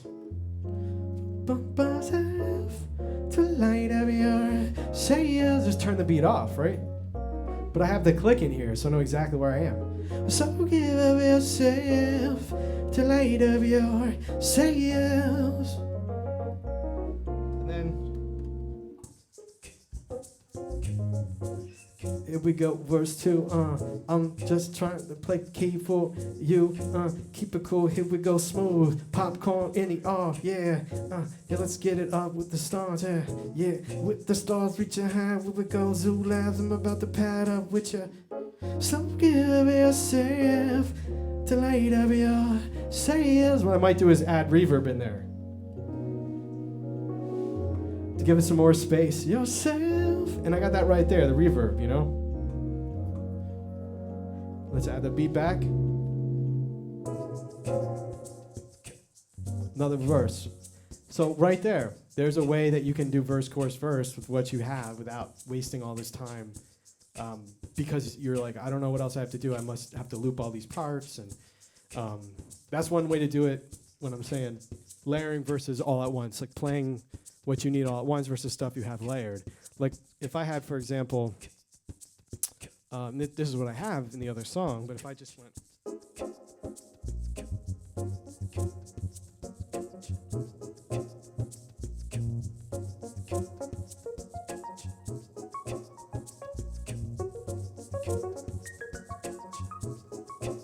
Let's say I had all that stuff going on. And that's the verse. So I have more flexibility in doing what I need to do, and then I can just turn that off again whenever and go back and play something completely different. Like I don't know what, maybe.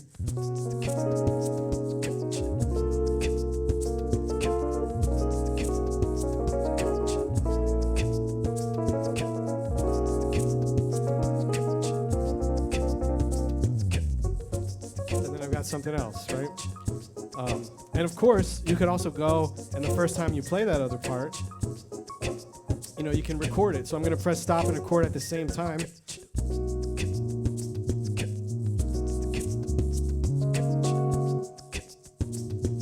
And I've got that now. So now I have one track with, the chorus part or a B section, one track with the A. And now I'm pretty much set, right? From there, it's just go back to the other part. Maybe I'm going to do something different here. Maybe I decide to cut out the beat, keep it, bring it back in. Maybe get creative, maybe turn up the tempo. Give it another speed.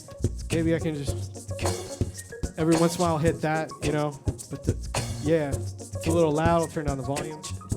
So I don't know if this is helpful or not. I'm basically just trying to stream of consciousness whatever's going on in this process for me. And if it's, what do you guys think? Does that resonate with you? Yeah, cool. Yeah, I mean, for us, it's 4 of us, and we're just using vocals, and so that was very helpful for us too. Yeah. Because the technique we've been using is actually like building stuff in, so it doesn't take so long to get somewhere. Right. What you just introduced to us is that we can start the song without before we start looping. Yeah, exactly. You know what I mean? Like, exactly. I'm thinking. Yeah, we could. Yeah, I could still be looping while you're running. And Right. and all of it. It doesn't have to be built right then because we're an a cappella group. Right. Okay, yeah. And that's what's really cool about it. Very helpful. Yeah, and you, especially when you're starting and stopping a lot of parts, when you have the click in here, like I said earlier, that is one of the most critical things about this art is if you have that click that's always going, and I can even turn it off, but let's say right now I have it in, it's really loud. You got a metronome in your ears, everything? I do, yeah. We were talking about this earlier. I can't think so. Yeah, no, it's all good. What's your name? I'm Dorian. Dorian, nice to meet you. I'm Adam. So the click is in the ear here, so I have it right now. So even if I was, doing something like, totally different.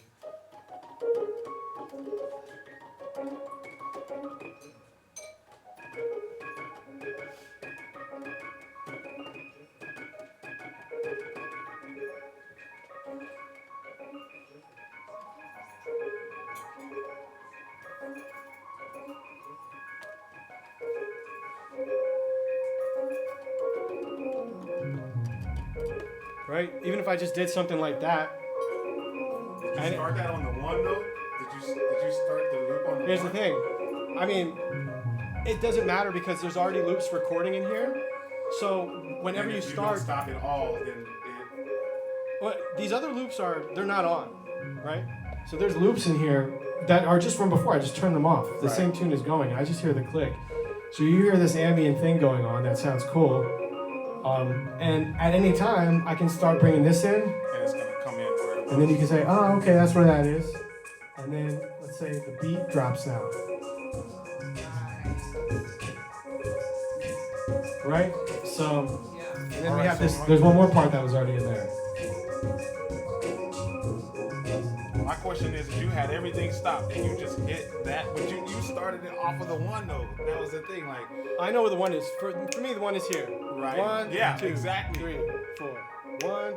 But because I already have loops recording, they're already in there, right? Right. The first one you do is going to determine the length of all the loops. Right. So it's already in there. Everything else you're laying is just going to add into that fixed bar number and everything you have in the tempo and whatever. So if you start recording on this one right now on the 3, it's just going to start on the 3 and itself. continue going. Yeah. The only one you really have to be sure to kind of start and end is the first loop you do. Right. But of course, if you've already done a bunch of loops, maybe you start with an ambient loop, but then you got to add the beat later. Right. It still has to be tight. Right. But if you've already have your groove and you want something to be more ambient, you can start wherever, like I started there. you know, and then all of a sudden just pump them in. 1. So you got this is volume for each of them. This is start stop. Exactly. And if it's You're saying it'll automatically sync up? Yes, yeah. Auto sync. So if you started, if you want to change the beat onto the, let's say you want to go from starting on the 1 to a more syncopated, like on the and of the 1. You can't do that though. You know what I mean? Like playing your loops that are already in there. Well, let's say I go.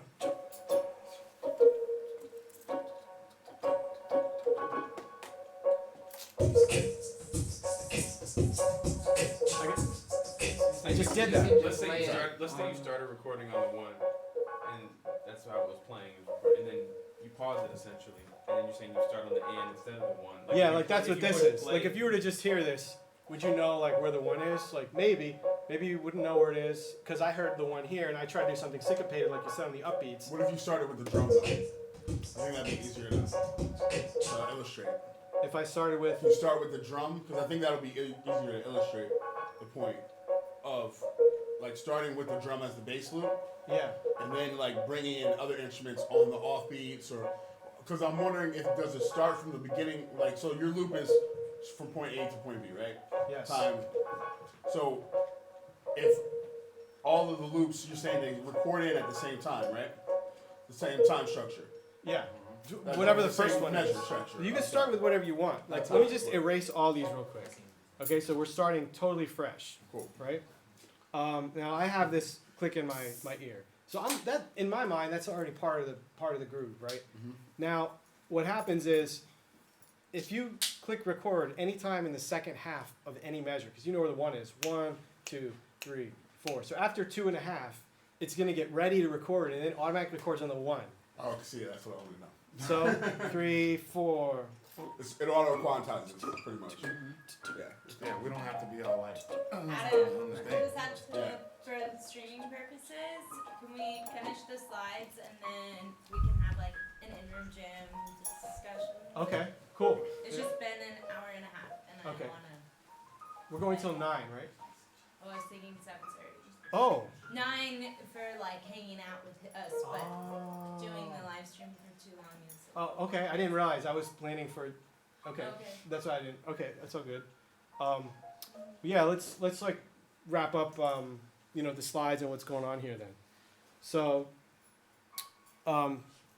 So these are the other main techniques I think that fill into doing this style. So. Organizing your sounds per setting. I organize everything with it ready to go. So in here I have a sound per song, like a setting per song, with a tempo already assigned.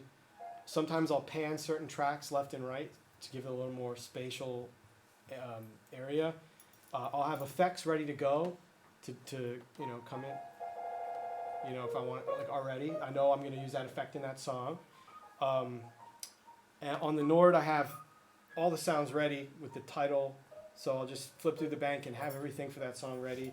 In here, I have all the kits that, for that song that I want to use. It's right in there. So I set this whole thing up so that I don't have to think about organizing the sounds, right?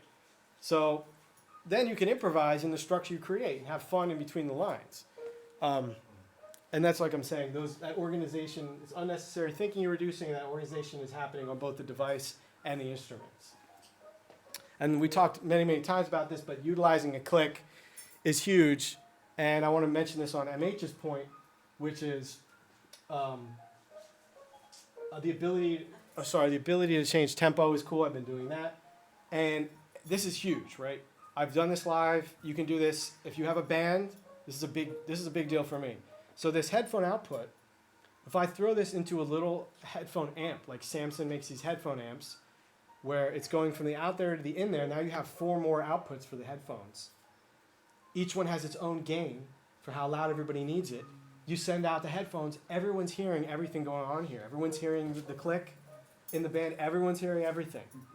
So I did a gig in New Haven, Connecticut last month, and there was a drummer who I didn't even know. But I mean, I knew him, but we never played together before. And he just came right up on stage with his kit. I sent him a signal, we did a whole live looping drum improvisational thing, and if he cut out, we're all hearing where it is. If he goes nuts on the kit, I can hear what's going on, you know. So the whole thing went great, you know. So that's a big deal that helps. And the last thing I would mention about techniques for new live looping is practicing, you know, music plus the sequence. So you're not just practicing the song, but you're practicing what happens in what order. And even if I've played these songs a million times, I still practice them all the time because I'll forget stuff. I'll forget that I want to record this part of the song on that track. You know, I'll forget that I have this drum kit in the number of that bank or whatever. I try to keep things easier to remember, but you know, these are all little things that if you're in a high pressure situation, you might forget, and all of a sudden you got the wrong. That happened to me at the end of my tour. I did this thing a million times, and I went to the wrong kit. And it's maybe people didn't know, but I was like, that's not the right sound for this. So I turned it, and it delayed the song a little bit, but it was okay. But those are the things you want to avoid as much as possible. So it's like you're not even thinking. So I'll just go through a few of my favorite pieces of gear, which I think helps with this type of performance style. It's mostly electronic and mostly played live, which doesn't necessarily have to be looping. And that's what I'll get into real quick. For looping devices, you know, we have the Boss loopers I was talking about. Here's the one I use, the RC505, and the RC300 is a foot version. Electro Harmonics has a really cool one with multiple tracks. That one has 4. Some of their new ones have, I think, even 6. And they also have a foot controller for it. Reggie Watts uses that. I don't know if you're familiar with Reggie Watts. He's a super killing live looping artist. He was one of the forerunners of that field. For software, you know, we have Ableton, we have Mainstage, which are staples for doing things on the software side. Ableton is super flexible for live performance using a DAW. Mainstage is really good for loading in all the sounds you want to use one after another when you have your keyboard controller. It's a Apple based. It's a software from Apple. Most of you probably know about it. And instrument wise, these are some of my favorites. As you've seen, I've been using the Nord, and I like it, like I said earlier, because you can get so much out of this thing at such a high quality. They're expensive, but you can just do so much with it for all the sounds you need. If there's a sample you don't have, you can load it in, and it's really easy to do that. So there's a lot you can do with the Nord. It's a high quality instrument. And one of my favorite things for live drums is because when you think about modern music and how it is to achieve new and fresh sounds live with a modern music flair, but when you're not in the studio, how do you do that? I think Sunhouse has a new technology. Not that I think Sunhouse. I know that Sunhouse has a new technology called sensory percussion. And so what it does is just like you have pickups on a guitar, you have pickups on the drum. So this has been happening for years with MIDI signals and pads, but this is the first time that a drum kit is outfitted by these pickups that are super sensitive, that can tell which part of the kit you're playing, how different that sounds, and what the dynamics are, and transfer that into samples. So there's a lot of guys like Ian Chang, he's a drummer from Brooklyn. He's doing festivals just himself on the drums, and everyone's loving it, and he's got Sunhouse. And you hear it, and you hear all this crazy cool electronics if he's playing a real kit. So the technology of transferring real acoustic playing to electronic sounds, I think they're right on the money with it. They're on another level with that. So if you wanted to have a band, and this is Neo Live, this is beyond looping, this is just generally speaking. If I wanted to do totally electronic music and didn't want to loop and I had a band, I would get a guy with Sunhouse on drums. I would get another guy playing synths, like give him a nice little Prophet setup. Prophet keyboards. I would give the bass player like a bunch of crazy Moog filters and octave pedals, and tell him to listen to Nerve by Jojo Meyer's Nerve Band and check out what he's doing. So check that out. And then I'd get a vocalist with a crazy TC Helicon or one of these really nice vocal effects live pedals, and you would not be able to distinguish the difference between what's happening on stage and what's happening in the studio. It would be totally organic. So that I wanted to talk a little bit about ways that I would go about achieving that if I were not to do this live looping style, but still wanted to be very electronic and still achieve a live authentic performance. And controller-wise, just a couple cool things I like.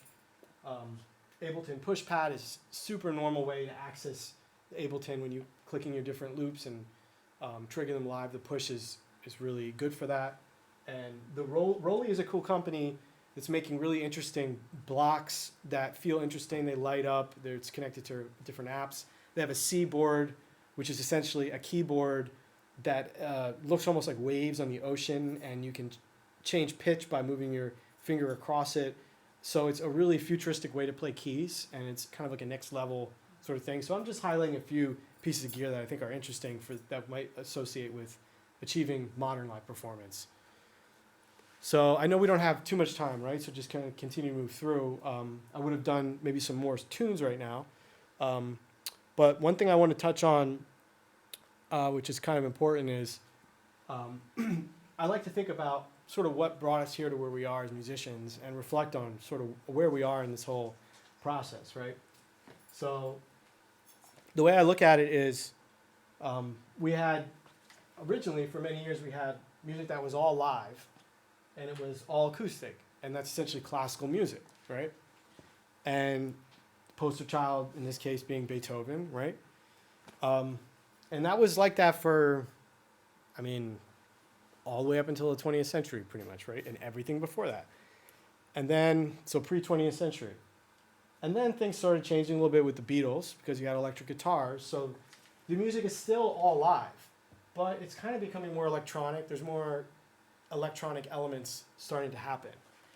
And then exponentially, as you can see the changes happening, we jump way over to all of a sudden you have singers coming through like the Madonnas of the 80s, Mariah Carey's of the 90s, and Beyonce's into the 2000s, where the music is still very much acoustic at its forefront. You're still hearing a human voice. A person is doing that. It's not an AI. But there's most of it is automated in terms of the pure number of things going on. So you have all these tracks, there's all this automated stuff, yet the focus is acoustic. So you go from classical to this kind of backing track world.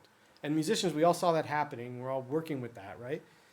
And then you all of a sudden we shoot way up here, where we have all of a sudden everything is automated and everything is electronic. So it's the absolute opposite of everything happening in the classical era. So now we're doing things in this way where you've got guys like Tiesto in the early 2000s, and it's funny because you can look at the amount of years and see how exponential this whole process is and how fast we're moving, like every other technological impact that's happened for other industries. So we got into that space, and then that's what sort of led me to this idea of neo-live, where musicians claim back and say, well, we like to do things live, but we like all these new interesting sounds. So that's stuff where it's mostly electronic and mostly live. So that's what we've been talking about this whole time. And I'm just saying now, this is very, very much debatable, but we're in a place where people are really using a lot of electronic stuff, and they're kind of on the line between some stuff being automated, some stuff live. We're kind of in this mixed area right now.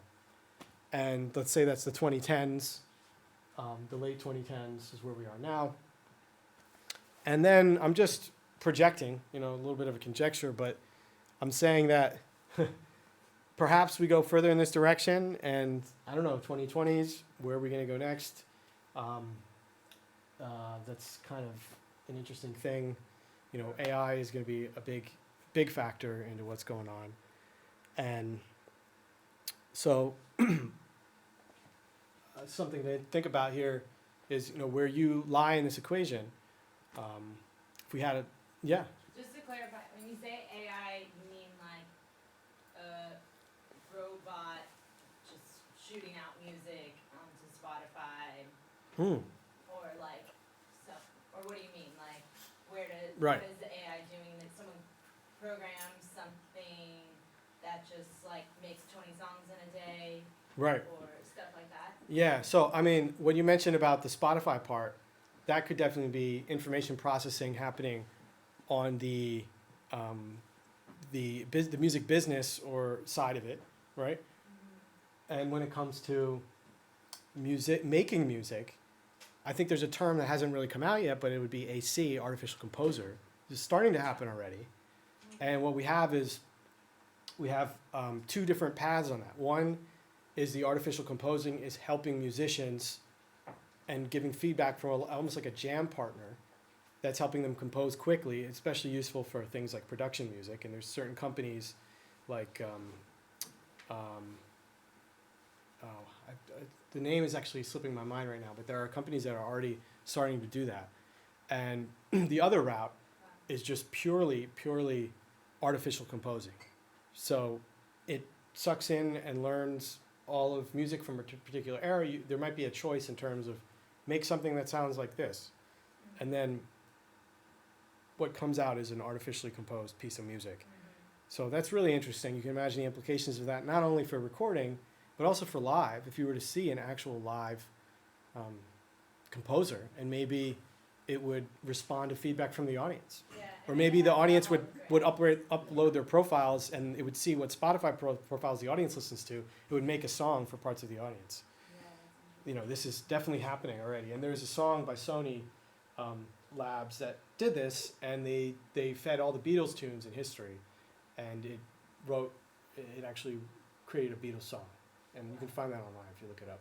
Wow. There was still human, one thing, there was still some human interpretation afterwards. I believe that they made the melody and the harmony, and then the humans just re-recorded it on the instruments.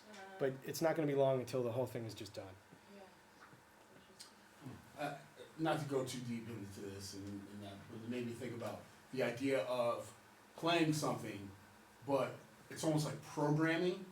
So like what you're playing isn't just what you're playing, but it's like the idea that you can control from a keyboard a whole orchestra of sounds, and sounds that we haven't even equated to our ears, right? Like so, like, and not just sounds, but like we were talking about, like lights and visuals and graphics, and that's kind of what I was talking to I forget his name, but Glad Scientist about, like the idea of how we integrate now virtual reality and that technology, and even beyond that, what is the other thing? I think it's still AI, a version of AI, but like that's kind of what the company you were talking about with the drums is doing, where you can sit there and play music, and not just play music, but have the music react to you. That's the part that I think that we're going to. Exactly. And I want to learn more about how to do that.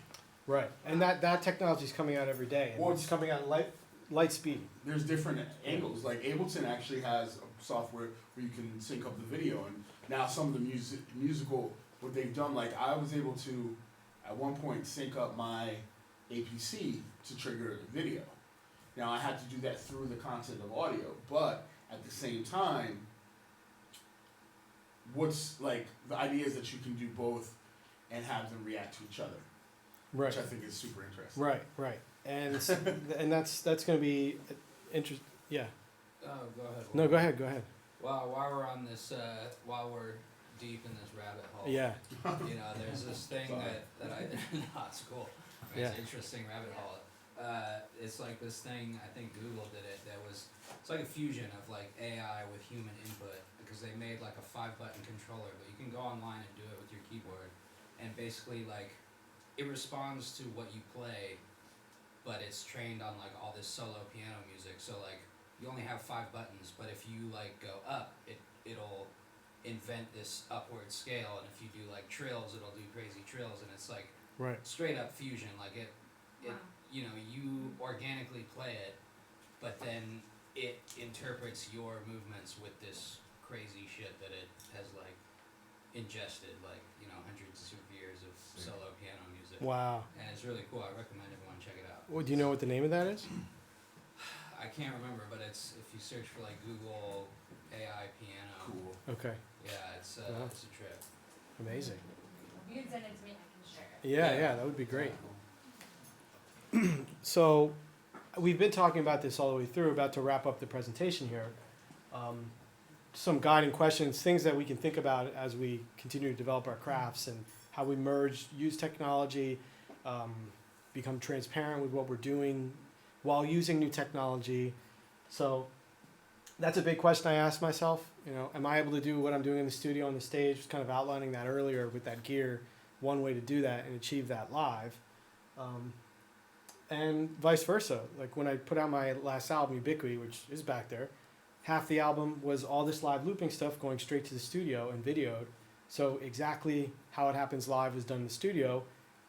Put a lot of attention on mastering to try to make it sound as fat and comparable as possible to a fully individually mixed and mastered piece. So that was a little bit of a challenge, but I think we mostly got there. And the other half of the album, I multi-tracked the instruments and made different songs that I may or may not turn into looping songs, you know, and just living in those separate worlds a little bit as well. Definitely, we've been talking a lot about this and how would we like to better develop our setups on stage with gear. Does anybody have any thoughts on that? Is there anything sort of walking away today and saying, yes? Oh, well, sorry, this is kind of going back to Yeah. when you're doing the studio. Does that thing have the capability of sending like the individual tracks to the DAW to mix them after the fact? Or That- is it all? That would be amazing. It does Okay. not. Okay, that's What it can do, what you can do actually, there is a workaround to that if you wanted to. It's not perfect, but if you save everything you looped in here, you have those separate loops out there. But the sequence in which you do it, like if you're doing stuff live and you have output, and you're doing live stuff over top of that, and it's going through the looper.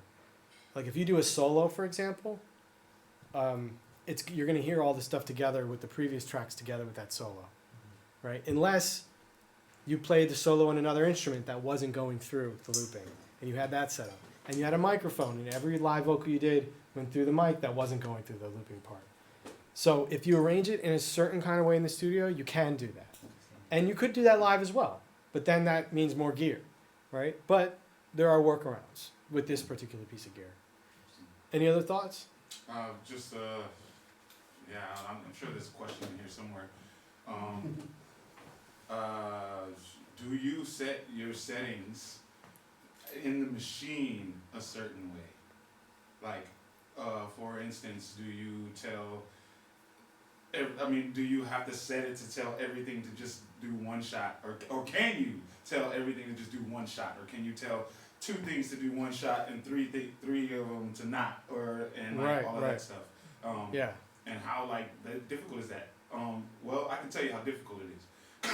Yeah. Because I've been trying to figure Right. out how to automate it that way, to design it in that way where Right. and I've seen it done, and there's all these YouTube videos about it, but it winds up getting confusing and all that. I'm not even asking you how do you do it. I'm asking you if you do it. Right. I haven't mixed one shot with other kind of stuff.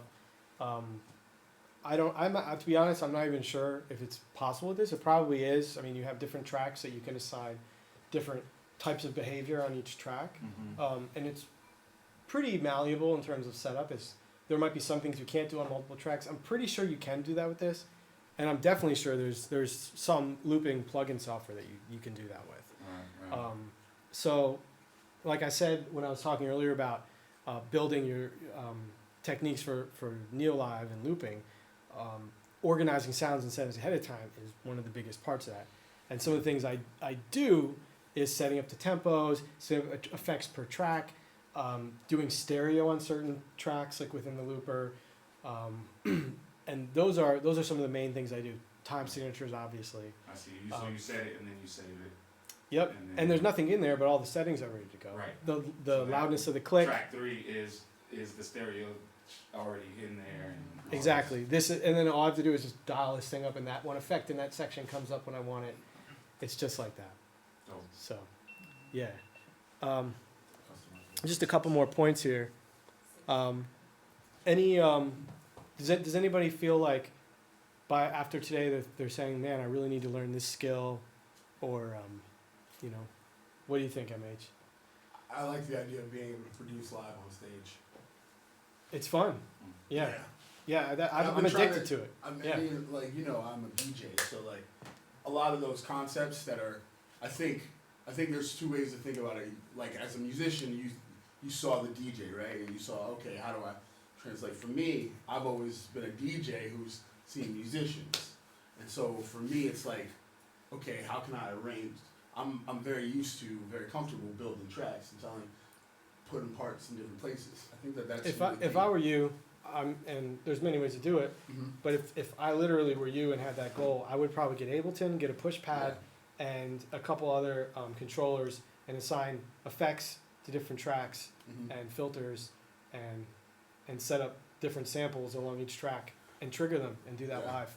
I'm trying to move away from laptops. Okay. That's my goal. Okay. Is to be more, and there's multiple reasons why. The biggest reason is for, I think some consistency, and then the other thing is portability, like you were saying. Mm-hmm. Like, there's been too many times when I've done things with laptops and things, because I tend to use Serato a lot. Right. But, Right.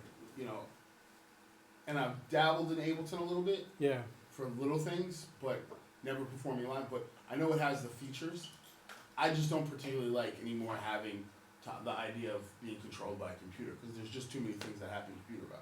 Yeah. That's what led me to this, and we can definitely chat more Yeah. later about We will. you know, what pieces of gear might help that.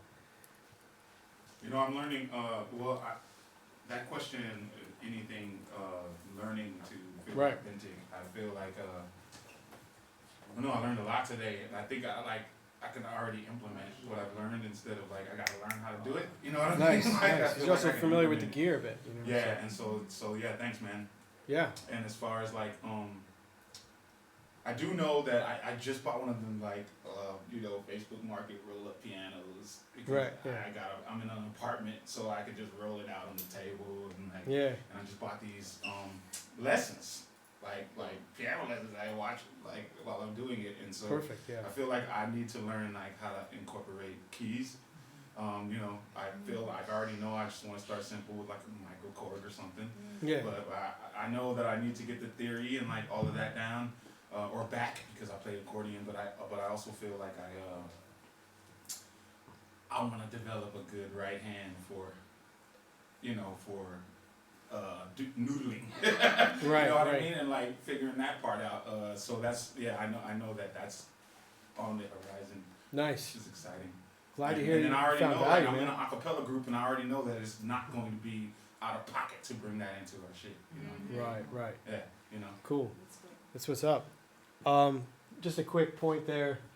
One of the things that I think about a lot is, am I still being authentic as a performer, as a musician? Am I still expressing myself regardless of the technology that's out there? And that's a big trigger for me in terms of what gear I'm choosing and what it's allowing me to do. Because music is fun, because we like to play music. So we're trying to find new technology that's working with us, not in place of us, right? And I know we talked a bit about this, but I'll just say one anecdote regarding AI is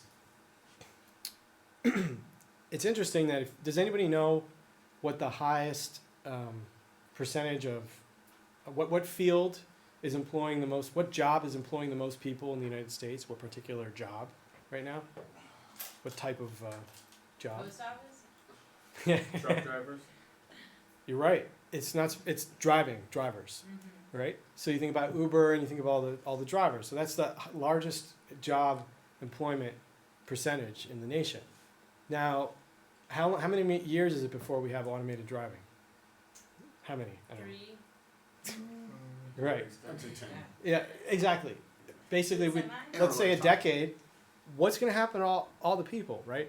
And everyone talks about this in economics and all different fields about how the development of technology is creating more ability to process knowledge. It's not just processing information, it's processing knowledge.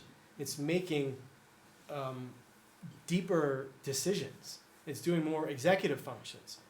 And at the end of the day, anything that requires a utilitarian operation, even if you're talking about decision making like that, there's going to be more of an artificial intelligence input into that, affecting the jobs and the things that are available for people. But for so long, people look at art and they say, well, art's fun, but is it putting food on my table? Is it growing? Is it growing something in the field? Is it putting a roof over a house? It's not that kind of essential input into living. Well, obviously we all enjoy it. And I would argue that maybe it is essential, and it's what separated us from developing beyond Neanderthals, who could not use a medium to communicate and got sectioned off in part of Europe 30,000 years ago and went away. Whereas we had art, we had lion statues that were appearing all over the earth that people were able to gather around and recognize each other. So it influences socialization. If you want to counter that argument that art doesn't matter, it does. But even if it didn't, and it was just for fun, as AI increases and creates all of these automated jobs for even more knowledge-based activities, what you're left with is music and art and things that we can do, even for nothing else, the pure fascination of it being performed by a human. You know, there's a novelty factor in saying, you know what, I'm going to go see a human performance because it's old school maybe at some point. And all of a sudden, art is the most important and it's the most real job we can maybe do. So that's something that I think about and something that we can feel good about as being artists. As we move into this technological space, other people are going to be dealing with problems that we've been dealing with from page one, right? Trying to figure out, does anyone like what I'm doing? Does it matter? Who's going to listen to it? How am I going to get it out there? Can I keep creating and make it support myself? And all these questions we're constantly working with. What are people going to do when jobs disappear and they're not artists, right? So you're saying this is coming, and there's no doubt about it. But we're going to be the golden eggs. Because you know what I mean? Like, or are you saying we could be the placemats? Right. I mean, that's interesting. I mean, I'm just really throwing a scenario out there. Sure, it may happen, may not happen like that. Sure. But it's I mean, one way I to know look it's at it. coming, dude. Like, I mean, we gotta treat it like gender.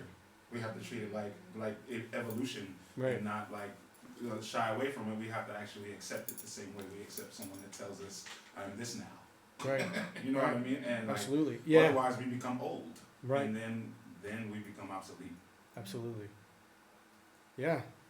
And that pretty much wraps it up. I had some things could have discussed also about what it's like being an artist entrepreneur on the road versus a freelance musician for others. I mean, how are we with time? Should we probably be wrapping up now?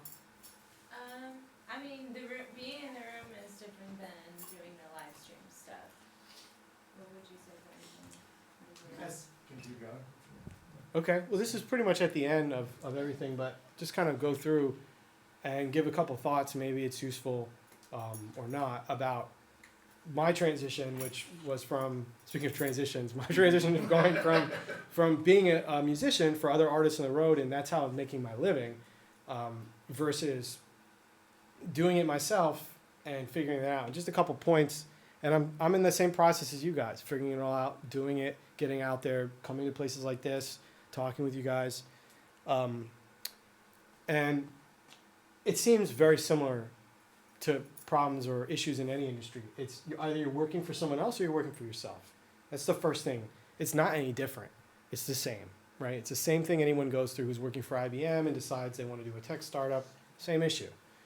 The other thing is when I'm playing for an artist, I'm getting the going rate for a musician, and the artist might be getting way more because it's a lot harder to establish the name for people to go out and pay to see that marquee or whatever pathway they're taking. So everyone has a unique path in how you're establishing your brand value and how you're establishing what people are going to be drawn to about what you're doing. So one way that I like to think about it is if you tell people, hey, I play music, I'd like to come to your town and play there. People are, if you set them up to fill in the blanks, they're going to use the existing paradigm to answer those questions. They're going to say, how many people like your stuff? How many people stream you on Spotify? How many people can I expect at your show? How much tickets are they going to sold? Have you played here before? They're going to ask all those questions already. So, but instead, if I go to the town and I say, hey, I do something that I call neo live music, new live musician looping. It is about embracing new technology from a human perspective. I can come to your school and do a live performance and talk a little bit about how I'm using technology. All of a sudden, they're not asking those questions. They're saying, okay, let's see if we have space in the budget. Let's maybe talk to the right person. You're still playing. You're still doing your show. But you're giving a twist so that you kind of, Jedi your way through what they're going to ask you for. Maybe you call up someone who's a wealthy person who's putting on a big party, and you say, hey, I have a very bespoke product. It's a very unique way that I do it. Here, I could show you a couple videos. I offer 1 to 2 hour performances where it's fully electronic music, but everything is happening live.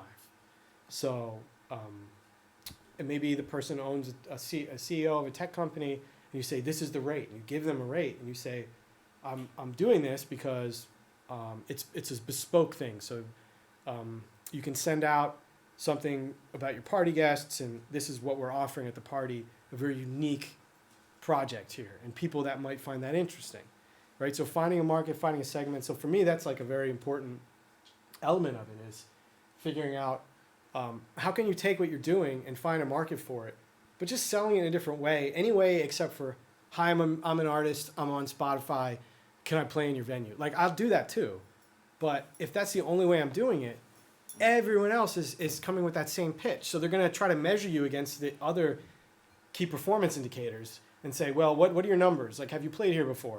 And if you're trying to get started, most people with talent quit before they even get moving. So I think the thing is finding a different kernel for what you do, whatever that is, and trying to reach people who might find that interesting. And then letting that kind of grow from there, and opportunities might come out of that, even other opportunities. Just a couple of these, as I said, the difference representing your own brand versus someone else's. So I found going on the road, maybe I'm playing with somebody in front of a big festival audience. I'm playing, B3 or something, working on the side. I get a little paycheck, something decent, Someone says, oh, I saw that was great. Oh, okay, cool. Yeah, nice to meet you. Oh, it was cool. Okay, cool. I go home. That's pretty much it. Maybe I met someone there, or, had a good time, and I'm getting better at playing music live. I'm earning some money. You're right. If I go and play in a room where there's barely anyone in there, and I do exactly what my brand is, and I represent my brand and my sound, the sound guy might come out afterward and say, hey, I run this festival. You should play at this festival. I would love to have you there. I think it would go really well here. Or why don't you come back on this other night and do this? So for me, that's what I learned is, okay, there's so much more opportunities coming out if I take the risk and do my own thing that are much greater than if I'm playing as a freelance musician and earning a steadier paycheck, but you're not exposing what your vision is. So if you have a specific vision, you have to find space for it. Otherwise, people don't know it's there, right? And the other thing is, sometimes you get worn out really quickly when you have a lot of stuff to do. We all have emotional, behavioral patterns that cycle, and stuff comes up and back, and life is a challenge for everybody in a unique way.